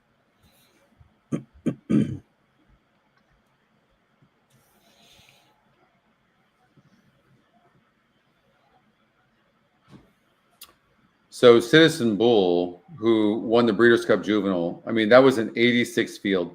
I was not a fan of this. I was not a fan of this horse at all. I just, but I'm not hating on the horse because look what it's done. It just does nothing but win. It never looks good. I don't know. Like I still can't play this horse. I don't know. I just one of these things. It's like a nervous tick. I can't get rid of it. I just do not like this horse. But what about this Rodriguez, the 3 horse for Bob Baffert? This horse broke its maiden. It was 31%. It broke its maiden by 7 lengths. You interested in seeing its race? Yeah, I mean, I've heard some people talk about. Is this it? Yep. Oh, okay. Yeah, I didn't love the GSR was a little bit low. Rodriguez first, going. I mean, you can kind of tell by looking at the horse's stride and looking at the horse and kind of seeing the other horses if this was any kind of field at all. And we'll find out. But here's the 1 horse. 1 to 2 Rodriguez was in this race. Hernandez is aboard. It's the favorite Rodriguez to make his own pace. Pressed now by we'll look and see how good Rank was. About a length back second. It's 2 more to Baeza claiming third. Cornhusker Chris is down on the inside fourth. At the back are Going Viral and The Last Straw. 5 lengths covers the field. I mean, 22 and 4 is a decent time. Top, in hand, 3/4 of a length to rank in second. Baeza clearly third. I don't see the one horse. When I look at this right here, I don't see the one horse necessarily doing it that easy. Do you? Going Viral at the back. Not really. I mean, these are going to be a lot tougher than Rodriguez in the face. 3 back to Baeza third. Then it's Cornhusker Chris. I know it wins the last easily. Straw inching a little bit forward now, taking that and sometimes it can be deceiving. Home, and it's a distance to Going Viral. They're coming to the quarter pole. Rank's all out at this point, being asking for every bit of it. And Hernandez is trotting Justin a little bit. This horse. Cornhusker Chris. They turn for home. I mean, Rodriguez. They're stopping. Command. You can see the 4-horse rank with his head up, and it's 4 at the furlong looks pole. ranked. Good battle between Baeza and Rank, head and head, second and third. I don't know. Chris is in fourth. They passed the 16th pole, and Rodriguez 2 classes. Look at this though. What's interesting is look at the stride out. Like that horse really did stride out afterwards. Like that completes the exact in front of Rank, and then Cornhusker Chris. And you look at the times. So those 12. I mean, it finished in 12 and 4. That's okay. Like it's okay. I mean, they were going decently fast, but wow, that was impressive stride out for sure. But I think the rest of them were stopping. I don't know. I don't know if do you get anything from that at all? No, I landed on the bull. I'm with Oldie. I think the Citizen Bull is going to be tough, Scotty. I mean, that I don't know. I mean, I would love to show that race, but I can't show the Breeders' Cup. I can show the American Pharaoh for Citizen Bull. We should watch. We should watch Madacat Road's maiden race too. We'll see if we can watch that. Okay, here's Citizen Bull. Beat Mackenzie Street. I mean, this horse, Citizen Bull. By the way, Citizen Bull here is the 3-horse.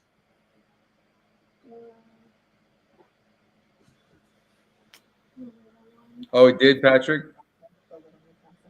Yeah, the one who if you can win. What did the video not come up? It didn't come up on our end. Sorry. No, you're okay. Hold on here. And they're off in the American Pharaoh Stakes presented by DK Morton. It's a very fast start for Getaway Car. And Citizen Bull has good speed too. So those two hooked up right out of the gate with Mackenzie Street tugging along the inside in a lineup of 4. Mischief River is 3 deep going into the first turn. Show of Force in between those two. And Emerald Bay went 4 wide around them, just 3 lengths off the pace. Start Mow Up is at the back of the field. So Citizen Bull gets an easy lead going on to the backstretch under a snug hold 2. Getaway Car was 6 to 5 in this race. Yeah. And Mackenzie Street is looking for. I don't think anybody's ever respected Citizen Bull ever. There's something about this horse, but I mean, looks very nice here, running well within himself. Ears are pricked. I mean, he looks really good running here. I mean, I know the results of it, but he does look good running right now. There's a half mile left to go, and Citizen Bull has it all. Has it a length and a half. When the futures came out, Scotty, the system really liked the odds on Citizen Bull. Like the morning line for EquinEdge was like 6-1. Was it really?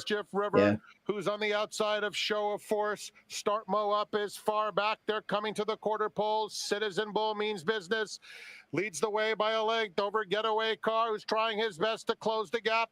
4 more Emerald Bay and Mackenzie Street. Top of the stretch, Martin Garcia still hand riding Citizen Bull. They've spurted 3 clear. I mean, he did set a pretty easy pace as well, though, Justin, in this race. I mean, I don't know how much we learned from this. Getaway Car did his best, but was second best. Citizen Bull. I mean, he's all out here in gate to wire fashion. He's all out there. Getaway Car, the 7-horse, also for Baffert, is a speed horse, and he's really not come back to really. He's done okay.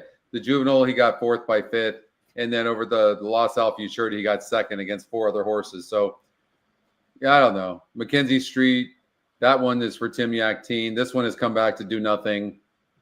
I don't know. I'm going to stick with my gut feeling. I don't know how I keep doing that. Sorry, guys. I'm going to stick with my gut, and I'm going to continue to play against that horse. Okay, so all right. So who? Well, what do you don't really workout, like? Oldie said the horse had a good workout. Yeah, one of us. Wow. I mean, he's just naturally fast, no doubt about it. Probably going to be tough to catch. Although there's some speed in here. Rodriguez is fast. I think if Rodriguez doesn't get the lead, I don't know how it does. Its GSR plus grid is average at best. You mentioned that earlier. Yeah. That's hard to get by. Let me look at the new GSRs and tell you. I'm testing the new GSRs, you guys, and so far they're better. Citizen Bull has a 72. So this group, none of this group it looks all that great for the Derby based on these GSRs. 72. The one horse has a 66. Rodriguez is kind of right there, but it looks like a very competitive group, except for the 5-horse Valentine's Candy does not look like it has a shot. So, you know what I like about the new GSR? It's not affected by how a horse performs, where the current one that we're looking at is affected. So if like Citizen Bull winning the Breeders' Cup raised this horse's GSR, whereas the new one won't do that. Yeah. And I like that. I like that a lot. Like you want to take the breeding. You don't really necessarily want to take how a horse is performing necessarily to move the GSR. We're always learning on these metrics, you guys. We're always trying to improve them. And this current GSR is not a win percentage, obviously, but the top GSR right now that you guys see will win 20.5% of the time. The new GSR that we've created wins 28% of the time. It's that much better. Yeah. So it's insane. So, but it still needs some work and some testing and stuff to be able to get ready for production. We're hoping to have it up before, maybe before NHC, but probably after NHC. All right. So, okay, you're going with the 2. I got that. Yeah. You know, the fact some of these races with these approved tracks, we can show videos. So I thought I would, why not show some of these videos? It's kind of different, huh? No, it's good, especially for the Derby prep. Come watch those. Yeah. You're going to look at Madacat Road? I think that's the only other one you probably have to look get the at. feeling, by the way, Patrick's question is, I get the feeling that this horse can rate. Yeah, I could. It might. I agree. I didn't see where it was pulling, where I'm not sure about Rodriguez. I'm not sure about that. So,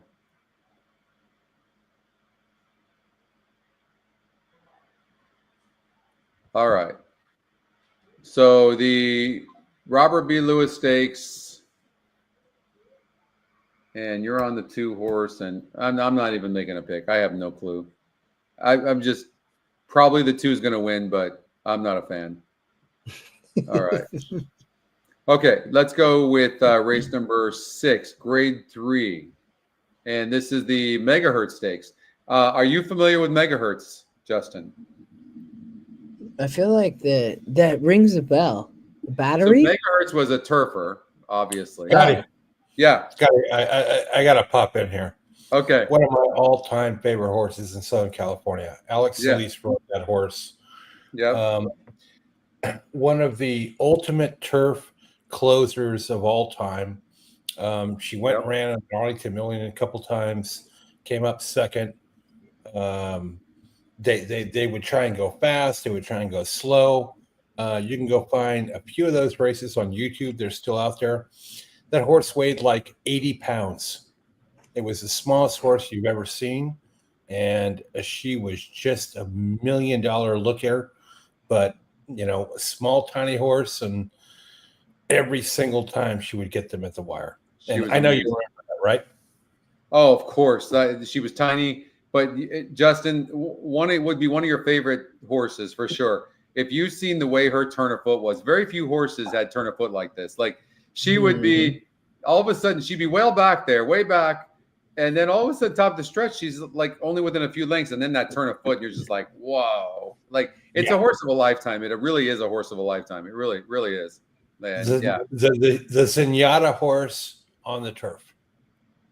I watched Winks race in Australia for, I watched a lot of Aussie racing because I'm on Pacific time, and she was awesome to watch too. Very Oh my similar God. to Winks in the way she ran, that turn of foot, the explosiveness. They could go slow, they could go fast. It didn't really matter. She would teach them every time in Southern California. But my two favorite horses by far are Zenyatta's my top, but Winks is next. Like I had the opportunity when I was working at TVG to watch Winks run all the time, cover Winks. Oh my God. Like that was an event. Like she was insane. She was so good. And she did it closing most of the time as well. So she did it in style that just made you so nervous. And then you're just like, oh my God. It was just, it was like a freaking show. Like I'm telling you, like that's what it was like with Zenyatta. Winks was amazing. Yeah. Winks won at Ascot too, right? They shipped her there and she won. I don't remember that. I'm not sure. I don't think so. I'm pretty sure they shipped her. And I don't think she ever left Australia. I don't think she did. But if anybody knows that, let us know. But yeah, Winks was just so much. Well, man, hopefully we don't have any of those right now. We just don't. Like even when we have good horses, we don't have the Zenyatas. We don't have the Winks. There's just something. They have these personalities about them. Like Zenyatta has had this personality. She still does on the farm, from what I understand. But she just had this personality. They bought her for $60,000. You know how they got her? Yeah, she was on a claim. It was because she had. No, she wasn't in a claim. No, she wasn't a claim, but she had a skin disease at the time. She had a skin disease at the sale. That's exactly right. And so, really, yes, Winks didn't win. Scotty, Winks did win at Ascot. Oh, she did? Yes, she did win at Ascot. But Zenyatta was just one of the horses of those times. We can get into the whole. No, Winks did not win Saturday handicap. No, Saturday handicap on the dirt. Yes, you're right. But Zenyatta was at a weird time with California tracks and everything else. And I don't think it would have mattered where she ran against those horses. But Megahertz on the turf at Santa Anita during. I don't think Megahertz won the Santa Anita handicap. I would. My guess is no. No, she did not win the Santa Anita handicap. She never ran on dirt. And Patrick, just so you know, so I got a video. This was about 9 months ago. I got this video, and we had some friends of a friend send us a video of a dog, puppy, and she was only 2 months old at the time, and she was going like this and stomping the ground. And anyways, I bought that dog, and her name is Zenyatta. That's awesome. Yeah, and I've seen that dog. I've seen that dog, Scotty, with my own two eyes at Tampa Bay Downs. Yeah, I mean, is she amazing? She looks like a horse, doesn't she? Shoot, she. You should see her now. She probably eats like a horse too. She does. She's the best. It's end of the month coming up. I gotta feed. I gotta go buy feeds, but I'll let you guys get back to the show. Oh wow, Winks and Zenyatta. Oh wow. I mean, well, Winks was running on synthetic and turf, right? Not dirt. Mm-mm. So they're different. Winks ran only on synthetic. Synthetic. Turf. Yeah. No, I think Winks ran on synthetic a few times. I'm pretty sure.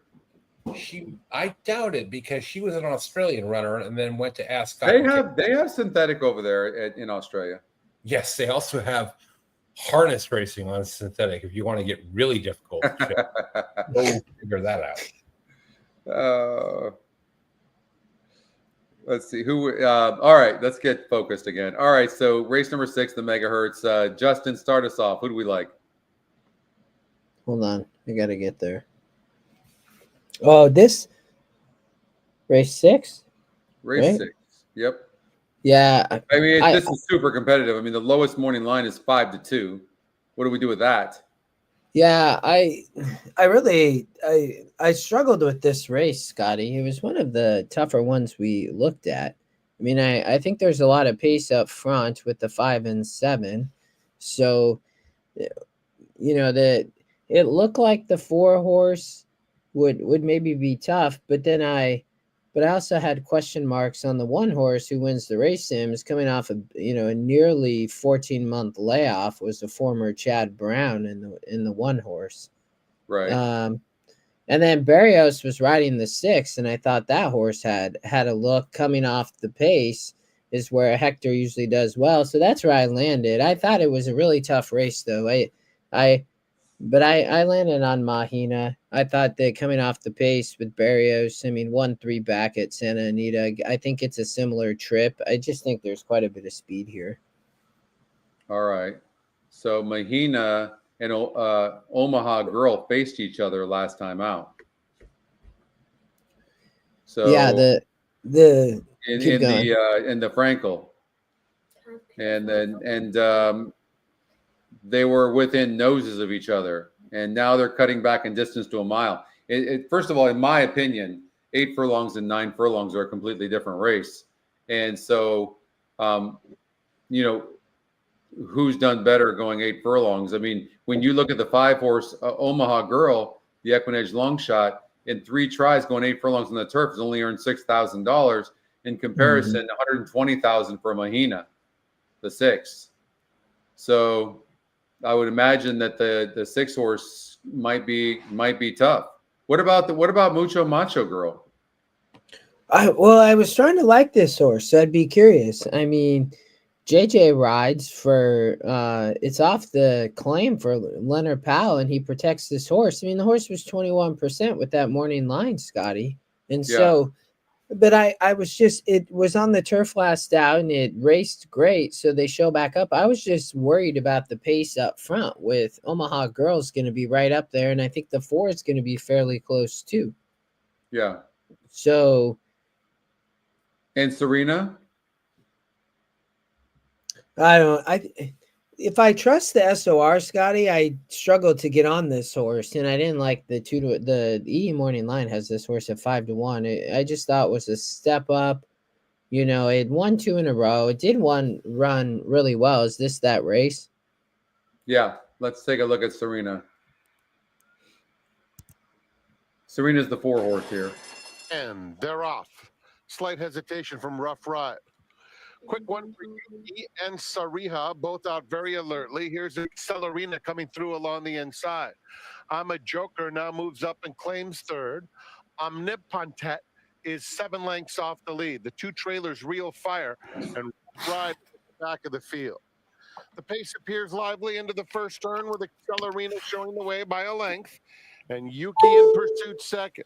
And they're going really fast here. Settles well in 3rd. It's 22 and 2 in a strung out field to Sariha, who's 2 lengths clear of Omnipotet.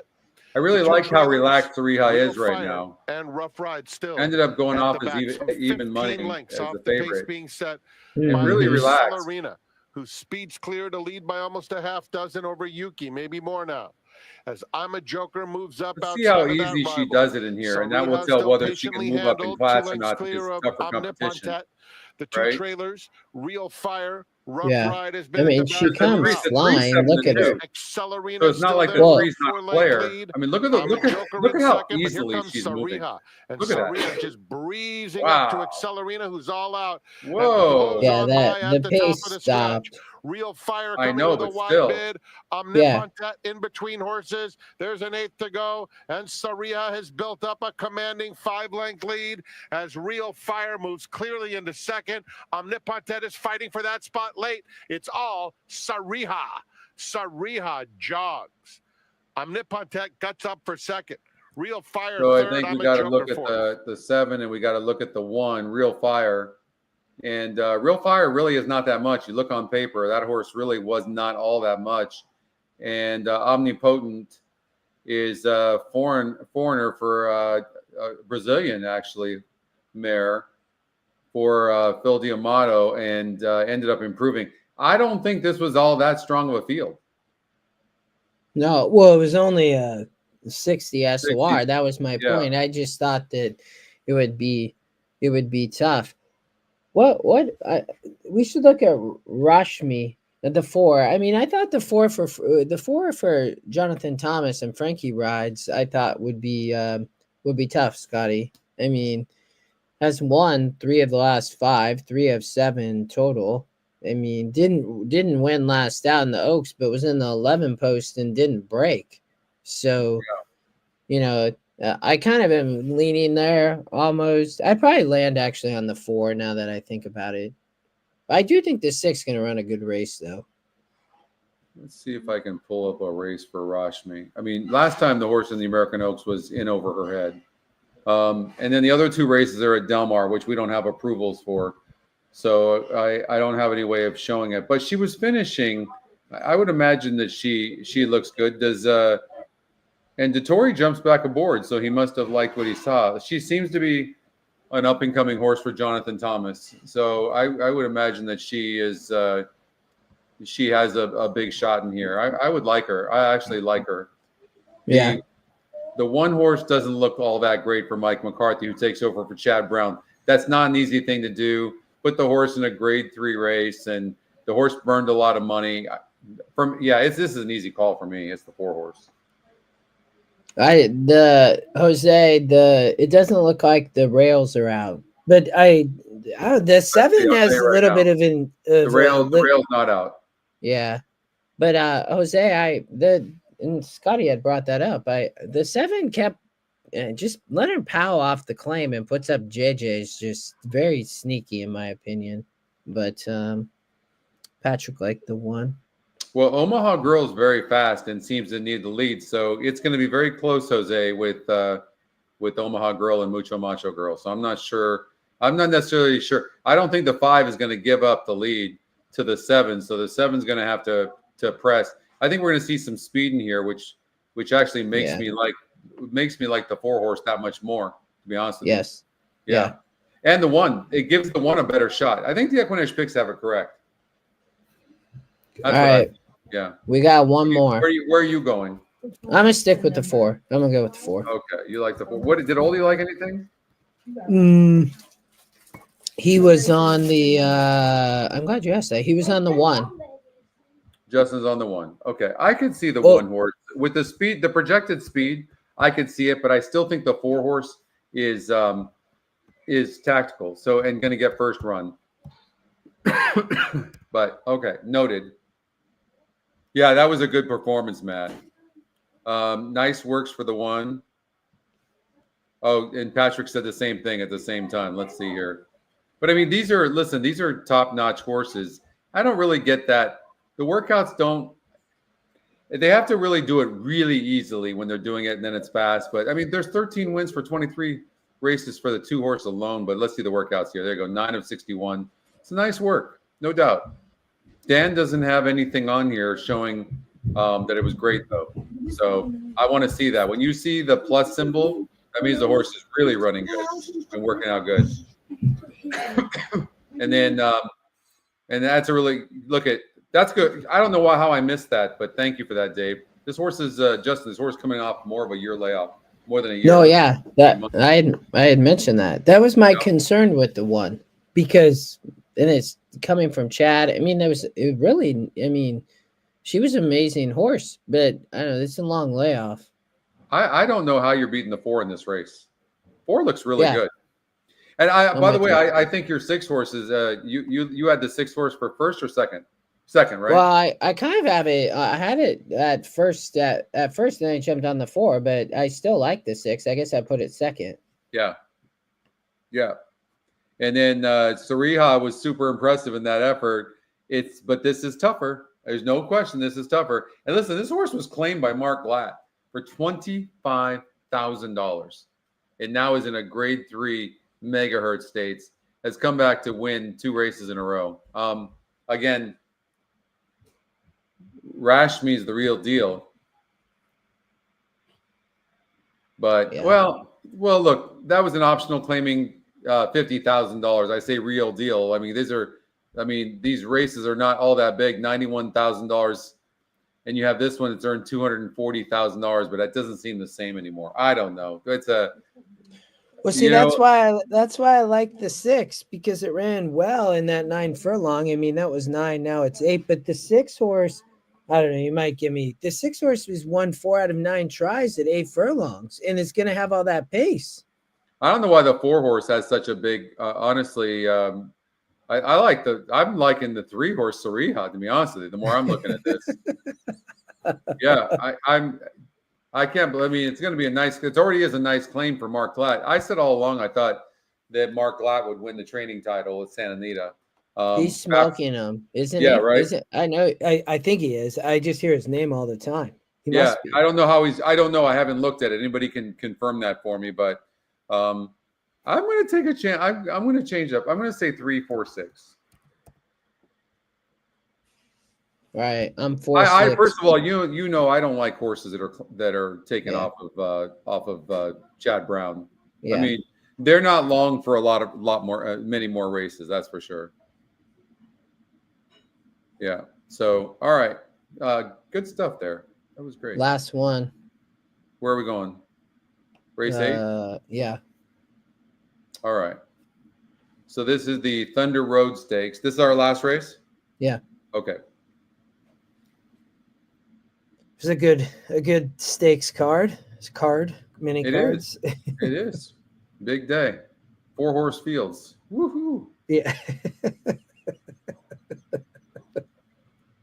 I never in a million years you could have told me that our game was going to be like this and that they were going to be talking about closing Gulfstream Park down and Santa Anita down. Like in a million years of it. Like it's, and you know, it's kind of a self-fulfilling prophecy. They started talking about this with Bay Meadows. They talked about it. They talked about this with Arlington. They talked about it with Golden Gate, Hollywood Park. Like it's just when the property gets too valuable, forget about it. And the property was valuable, but not like it was after COVID for where Gulfstream Park is. The property is insanely valuable there.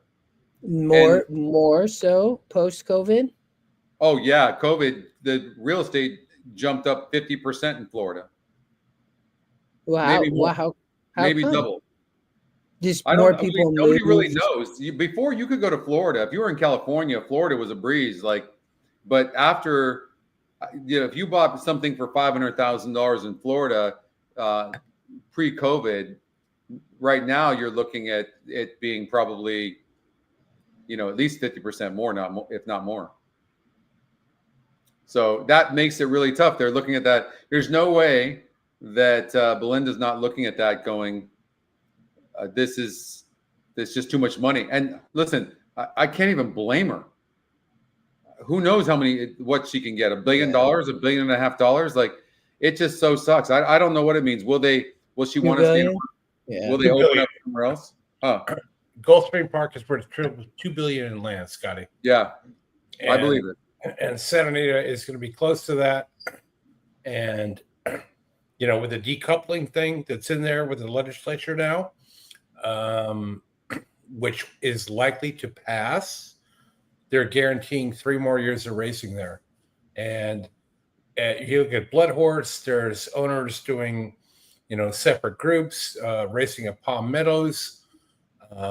There's all different types of things coming up there, but Santa Anita is definitely next in terms Explain the decoupling thing. It has to do with you can mix like gambling on casino gambling with horse racing, correct? Well, what it is the Gulfstream wants the horsemen to support decoupling in the legislature, which means you separate the casino license that Gulfstream has from racing, right? So right now they have a license to operate that small casino, which is just machines, right? And a certain amount of that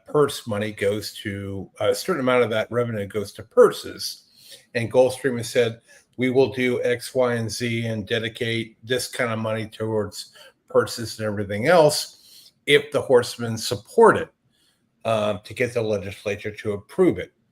If they approve it, they've guaranteed 3 more years of racing. If they don't approve it, they can't guarantee racing from a month from now. Wow. So it's a strong hold kind of thing to get them to let them do those things. But, they've talked about racing at Palm Meadows, kind of without a grandstand, just for simulcasting. The other option is going up to Ocala, where the breeding operation is, where they can build a track, again, just for simulcasting. So that will severely reduce the amount of people that can go and view live racing, but things we can bet on. And, Santa Anita in California, the CHRB has indicated they would approve historical horse racing machines like they have in Kentucky. Right. How are those working in Kentucky? Are they working good? Have you seen the purses? I mean, every stakes races you guys are doing here, this one for $100K, where do you think all that money comes from in Kentucky? Yeah. Those allowance races are $180,000, $100,000 mating races. Yeah, that's what we need. That's what the owners need. The trainers need is they need those higher purse races. So thank you, Chris, for that. Yeah. Hey, Dave, Dave said that it all started with Longacres here. Longacres closed. That wasn't even in. I didn't even know. I was not even close to horse racing when Longacres was around as a kid. But I didn't actually know that. But the track, Emerald Downs, is owned by the tribe, by a Muckleshoot. Right. So, but the property is not all worth all that much. So there's not much to worry about there. When you start getting into, Miami, basically, where close to where Gulfstream Park is, like, I mean, and then for that property, have you seen that property over at Santa Anita? Yeah. Right below the San Gabriel Mountains.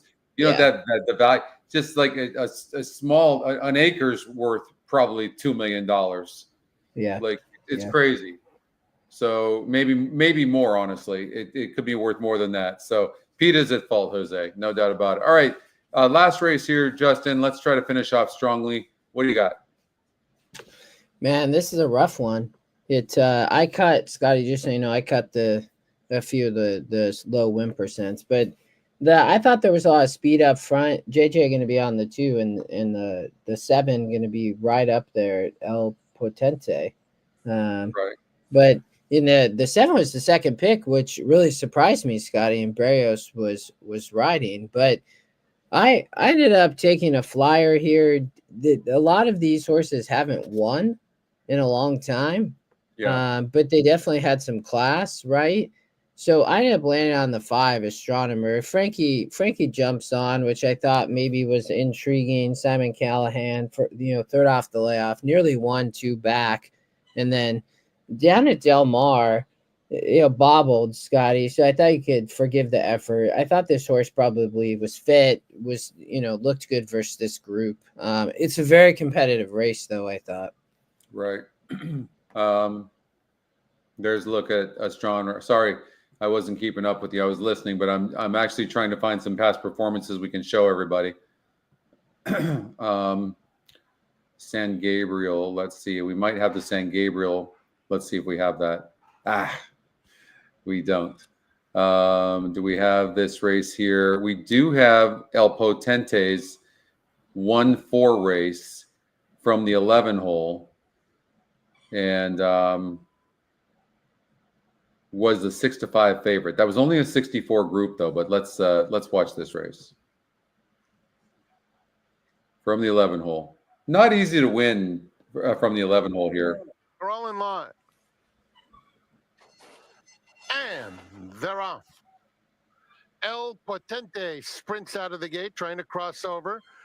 Along the inside, Game Time in the green takes the lead. Pretty impressive here if you look at that. Look how wide that the 11 is going to go. I know it's even money, but still. Rye, who's 3 deep moving into the first turn. Just inside of him comes Fearless Soldier with the white and red colors.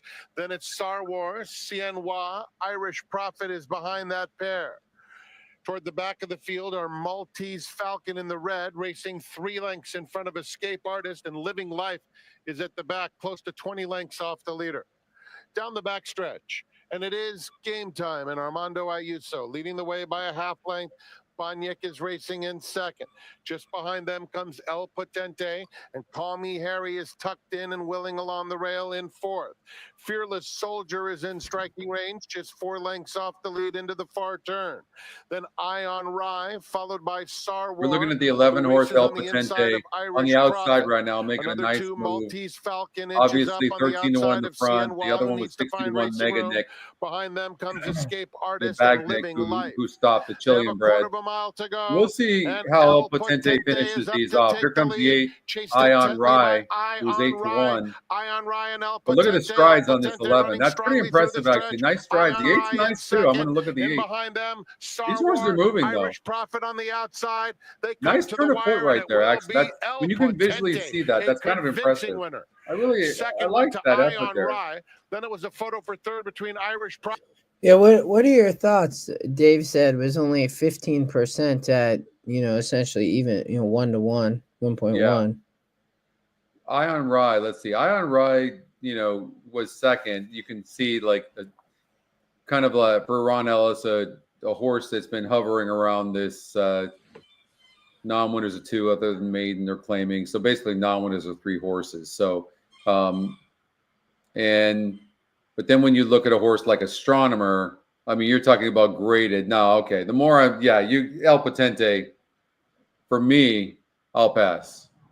Astronomer. Jose, Yeah. go I ahead, can see Scotty. that. No, go ahead. I was just saying that El Yeah, Potente looked good, but that was just a much easier field. it was. And Jose, I don't worry too much about the GSR drop because the Astronomer has raced at 8 furlongs 10 times and has 3 wins, 2 seconds, and a third. So it's hit the board. I think it's fine, even though the GSR drops. Let's see. I mean, the 5's just coming from tougher. I mean, I'd be curious on Scotty. I mean, the 9. We should look at the 9 and the 1. Obviously, the 2 picks, but I'm trying to find us a race I can watch. So you can keep going. I'll find something for us. Packs the Wallops off the claim. Wow. What about SEAL Team? SEAL Team any good? Yeah. Comes out the same race as Astronomer and beat up Astronomer from a wide post pretty easily last time out. The win percent goes up. And it goes up. That's an important thing to look at too. I mean, Rispoli's rode 3 out of the last 7 races. Well, actually more than that. He's won 3 out of the last 7, but he's rode nearly all of them.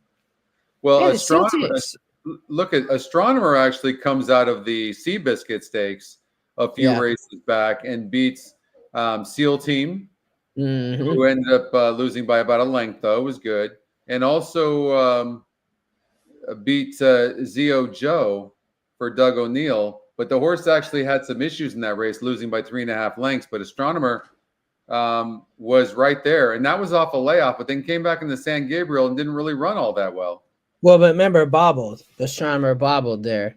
We'll have to watch. We can't watch that race, I know, because you already looked. But that's what I thought that could improve. Frankie jumps on, win percent doubles from 8 to 16, and again versus this group. I mean, like you said, you look at the 7. I mean, that's the second pick, but that horse was facing way easier. You know what? For me, turf riders. There's the 2 best turf riders in my lifetime that I've ever seen are Flavian Pratt and Frankie Dettori. For me, they're just so good. Ryan Moore is pretty damn good too, right? Mm-hmm. Ryan and Moore Buick as well. Yeah, Buick is good. Yep. And but I love Dettori. By the way, Dettori down the hill. Have you ever? Yeah. He just understands that downhill course going 6.5 at Santa Anita.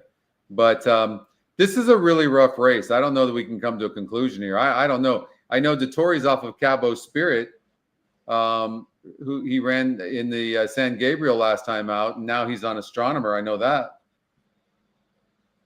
So Kimura's ridden that horse 5 straight races, did not get a win. So will Dettori make the difference? I don't know. It looks like these horses have kind of taken turns beating each other. So God, I would love to be able to give something. I know Dave said that he liked SEAL Team, and that was a good effort last time out.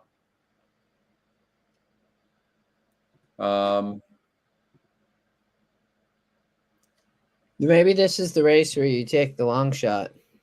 But I just thought there was too much speed for the one. Well, let me tell you what the new GSR has. The new GSR, believe it or not, has the 2-horse Air Force Red running a good race. Well, I mean, that horse has a pace square, and JJ rides for Powell. Let's see here. So Hernandez stays aboard. He's been aboard the last 3 races. But this horse seems to need the lead for its best, doesn't it? Yes. Yeah. And which it probably gets it. But yeah. Look at the horse has won $130,000 in 9 races. Let's see if it's going to get the lead.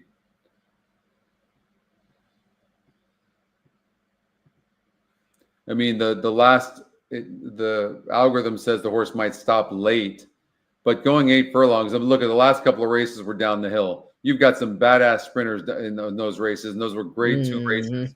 This is a grade 3 race. I mean, this horse absolutely can go gate to wire. I'm not going to be surprised by that at all. And let's see if I can find you guys a race. I'm playing producer right now, so bear with me, you guys. But let's see the Eddie D, if we can. Let's see if this pops up for me. Hold on. Come on. Bastard. Let's see here. What about this one?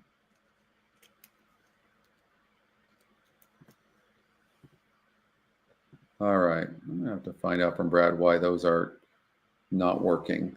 I actually learned something new today. I think we can incorporate these videos and have them up ahead of time so it's a little bit smoother to watch. So, you know what I mean? So yeah. That's something we have to talk about, that we kind of figure out which videos we have ahead of time, what we might want to show. So, Chris, make note of that. We can talk about that in our meeting next week. But I think that would be kind of a cool thing to do, to add these videos that we have, especially with the approved tracks that we have, you know? Yeah. So I don't have a strong opinion in here. I kind of like your astronomer, but this is a really rough race on paper. I don't love the wide post for the 9. If you look at the first call, Justin, look where it's going to be. I know Dave likes the 9. I just don't see how it's supposed to get there. Like, where is it going to go? Look where the starting point is, and where does it go? Even at the second call, where is it? Look where it's projected to be. Yeah. Like, what's it? It's going to have to be back here, so it's going to lose 3 or 4 lengths most likely, or it's going to be wide, one of the two. Did Oldie give a pick? Oldie on the 5 with me. Oldie's on the 5 as well, huh? Yeah. Wow. Oldie 5. Let's look at that one more time. Remember, bobbled last out. Oldie, did you watch the San Gabriel? I need to watch that race. Couldn't get the Seabiscuit to pop up.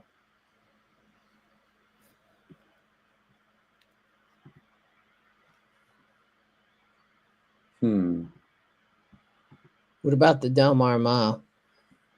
We don't have approval from Del Mar. Oh, that's right. Yeah, sorry. Let me ask you a question.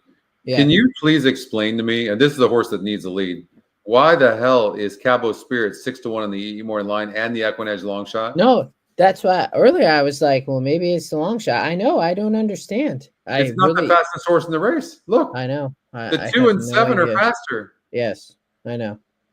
That one's got no shot. Can it rate? Has it ever rated in its entire life? Well, yes, it did. Back in 2022. Oh, it did. Look in the Twilight Derby. Yes. I mean, do you think that because I saw all of this, and I was like, why is this horse showing up as the long shot in the E Morning line? Really interesting. Kent DeSormo's aboard. How is Kent winning at 17%? I don't know. I never even see him ride. I know. Maybe that's just since the new year. I mean, that's freaking better than Hernandez. I mean, Jesus.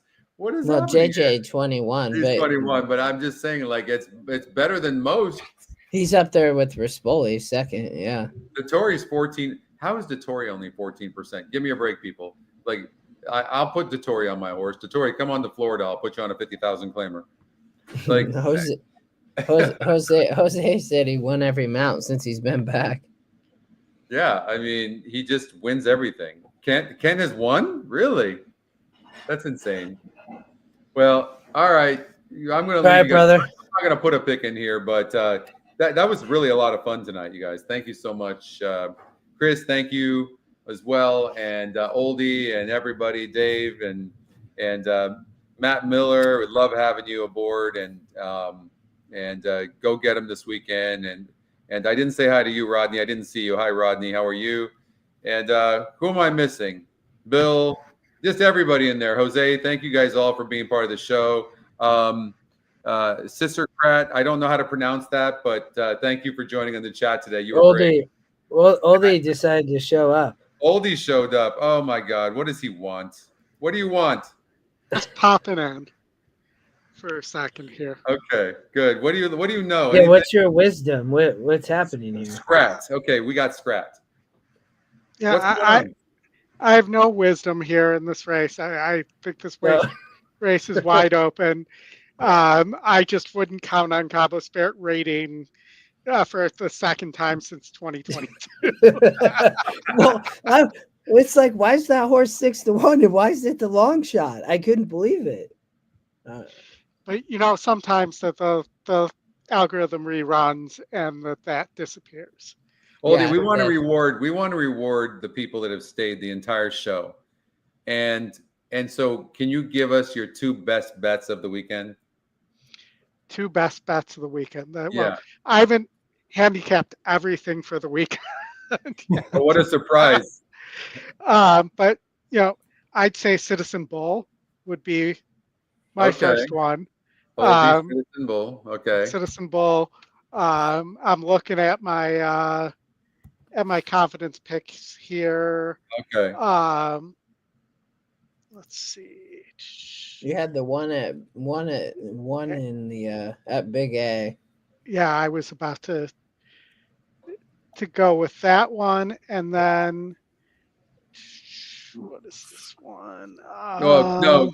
Then the Holy Bull, the 3-horse Tappan Street for. Wow, you like that horse that Cox. much? Yeah.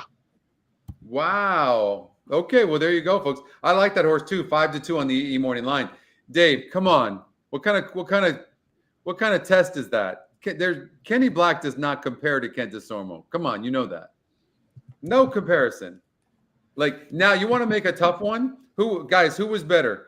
Kent DeSormo or Corey Nakatani? Corey Nakatani. Corey Nakatani. Chris says Corey Nakatani. Yeah. You know how I know that? Because how do you know? Corey Nakatani beat Kent DeSormo in the jockey's room, like, I don't know, 30, 40 times. What do you mean? Like they got in a You fight? mean they physically fought? Yeah. Stop What? it. Corey was a fighter, man. Anybody that went against Corey on the turf course at Santa Anita, Del Mar, or Hollywood Park, you jammed him up, man. You're going to pay for it in the room. Yeah. Okay, I got one Caesar. for you then. Okay. Corey Nakatani.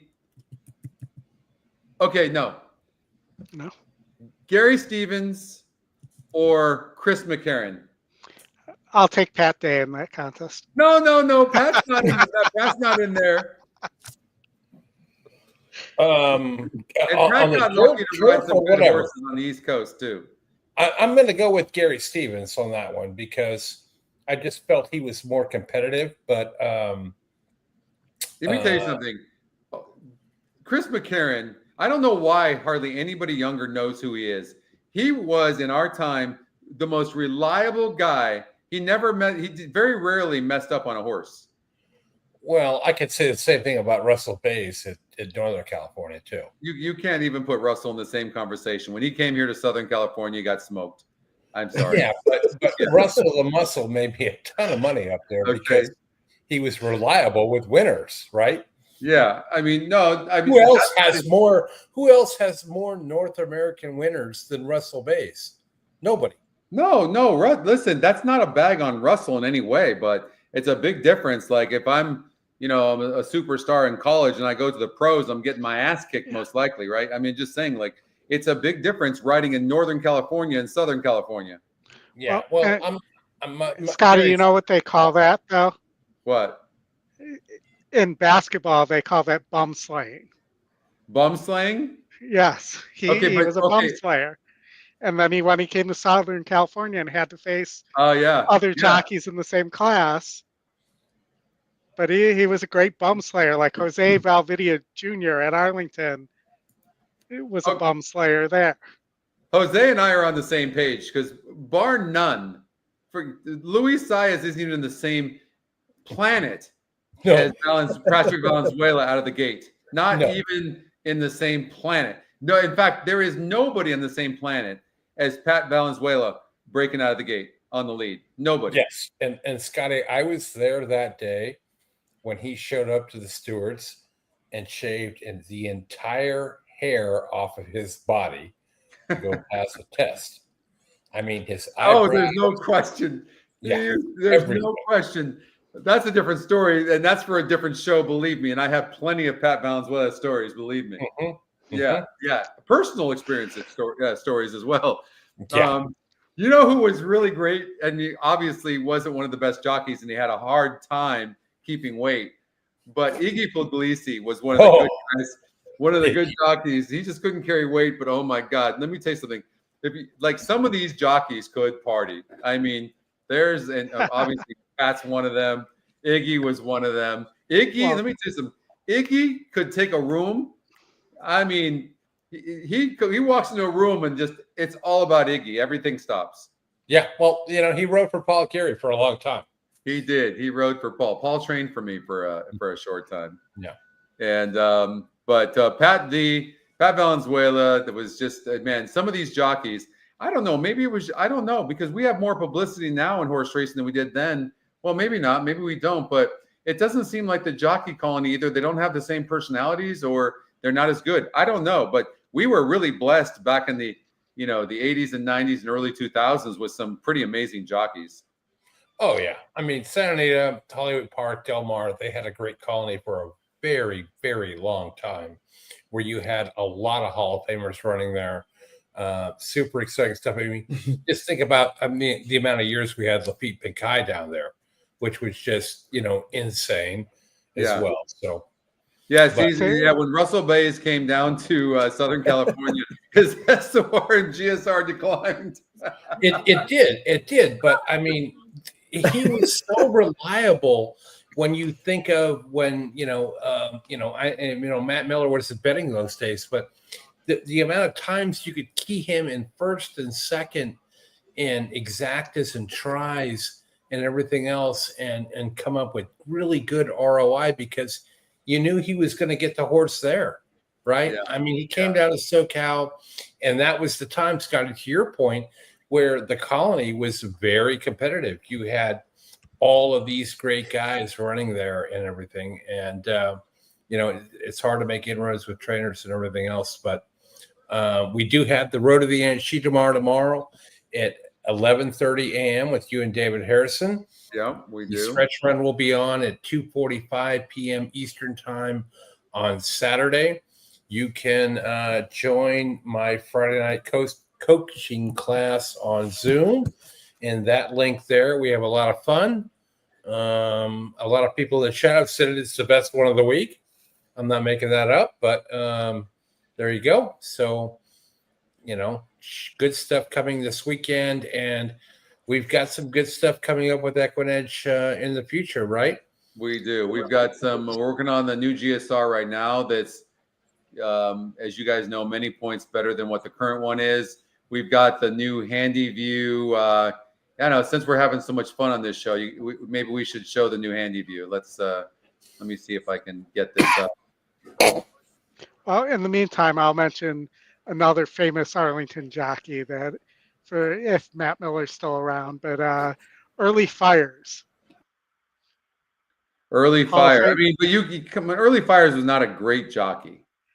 Early Fires won almost 6,500 races No, I mean, across North I get America. that. I And get is the that. leading jockey, bumslayer, and all-time leading rider with 2,800, 800, and I'm sorry, 2,886 wins at Arlington Park.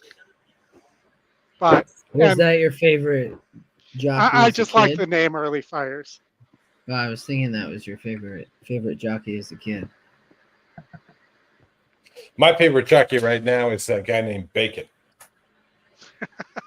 You just want me to make more Bacon jokes. I do, and I love Bacon. So When he rides in Woodbine, he'll be Canadian Bacon. exactly. Do this. Okay, that didn't work. See, you can tell Scotty's a professional because that didn't even phase him. No, I wasn't paying attention because I'm trying to find. I was trying to find the new screen, the screenshot, but I can't find it. So I'm sorry. That's all right. I tried to. I know you guys have seen it, but some people haven't seen it yet. But all right, guys. Wow, that was a lot of fun today. Like we started at 8. That's 2.5 hours. We normally do this show like an hour and 15 minutes. Justin just wouldn't stop talking. Yeah, I was pretty good. I tried to stay on my one horse at a time. I do like that. I do like your thoughts in the future, though, of like prepping some video. I think that's a good idea. That was awesome. I like that you did that. Yeah, we're going to do that. We have approval from, I don't know, probably about 30% of the tracks, maybe 40% of the tracks. I think, Chris, right? Yeah, right around there. Right? Just, yeah. And the ones that don't approve us, I'm not going to put the finger up, but there you go. Yeah. Well, hopefully more will come along. But don't forget, you guys, tomorrow we got the road to the NHC with 2022 champ David Harrison. Guys, I had dinner. Yesterday, me and Anna went to the Panthers game. They played the Kings. Oh, did you? Nice. I had season tickets to the LA Kings for 5 years, and I would during the time where they won 2 Stanley Cups. So, Scotty, I had season tickets during that 5-year period as well. We never came across each other. And David pinged me. I saw David Monday night down in South Florida, and he pinged me and was like, "Hey, you want to go to the Kings game Wednesday?" I'm like, "Dude, I go home Wednesday night, so I'm back here in Tampa."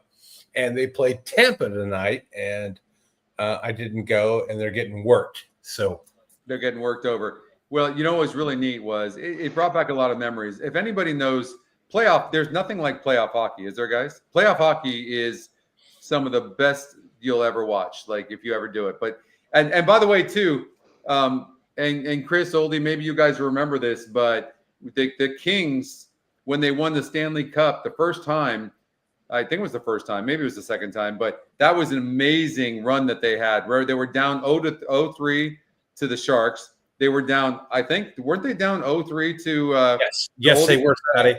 I had a future bet on them. I had a future bet on them in Vegas for $500 to win the cup that year. It was 8-1 for them to win.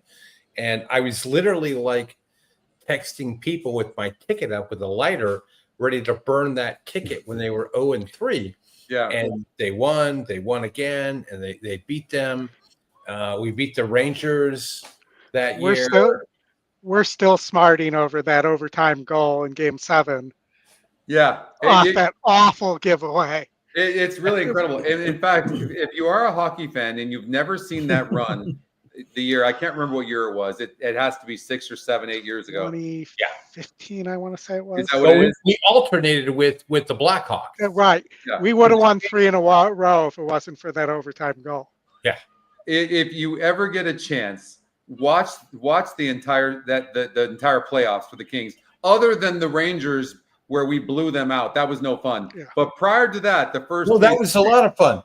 That was a lot of fun. I bring that up to David every time I see him in person. Oh, I did last night. I brought it up because he's such a diehard Ranger fan. I'm like, David, man, you guys were just no competition. We just smoked you. He's like, no, you didn't. He goes, if this one thing would have happened, it would have turned and changed the entire momentum around. I'm like, well, that didn't happen. Yeah, it didn't happen, David. Sorry. Yeah. Oh, yeah. David was in denial. Yeah. Yeah. He still is. He's on that river boat going down that river called Denial. Yeah, he is. Yeah, he is. He's so much fun. We had a good time. We were just having a great time. I think Anna had the best time of all of us, and but we had fun. So we gotta all go to a Kings we got to go to a Panthers game sometime because that really is a lot of fun. In fact, it's only 10 miles away from my home. Nice. It literally took us 10 minutes to get home. It was crazy. It was. Well, I'm going to be down there next week, dude. So let's get together. Let's go to a game. Let's go to a game. Let's go get some cocktails and some appetizers, something, man. I only drink on the show. Okay, we'll do a show Monday night from a venue. Okay, fair enough. All right, everybody. Thank you so much for joining us. This was a lot of fun. Man, when you guys get on that chat room, we have the best time together. And thank you guys, Justin and Oldie and Chris and everybody. Tomorrow, Road to the NEC with David Harrison, 11:30 a.m. Eastern time. Hopefully you can join us. We will see you next time. Be safe. Have a wonderful evening, and we will see you soon. Bye-bye. Jazz hands.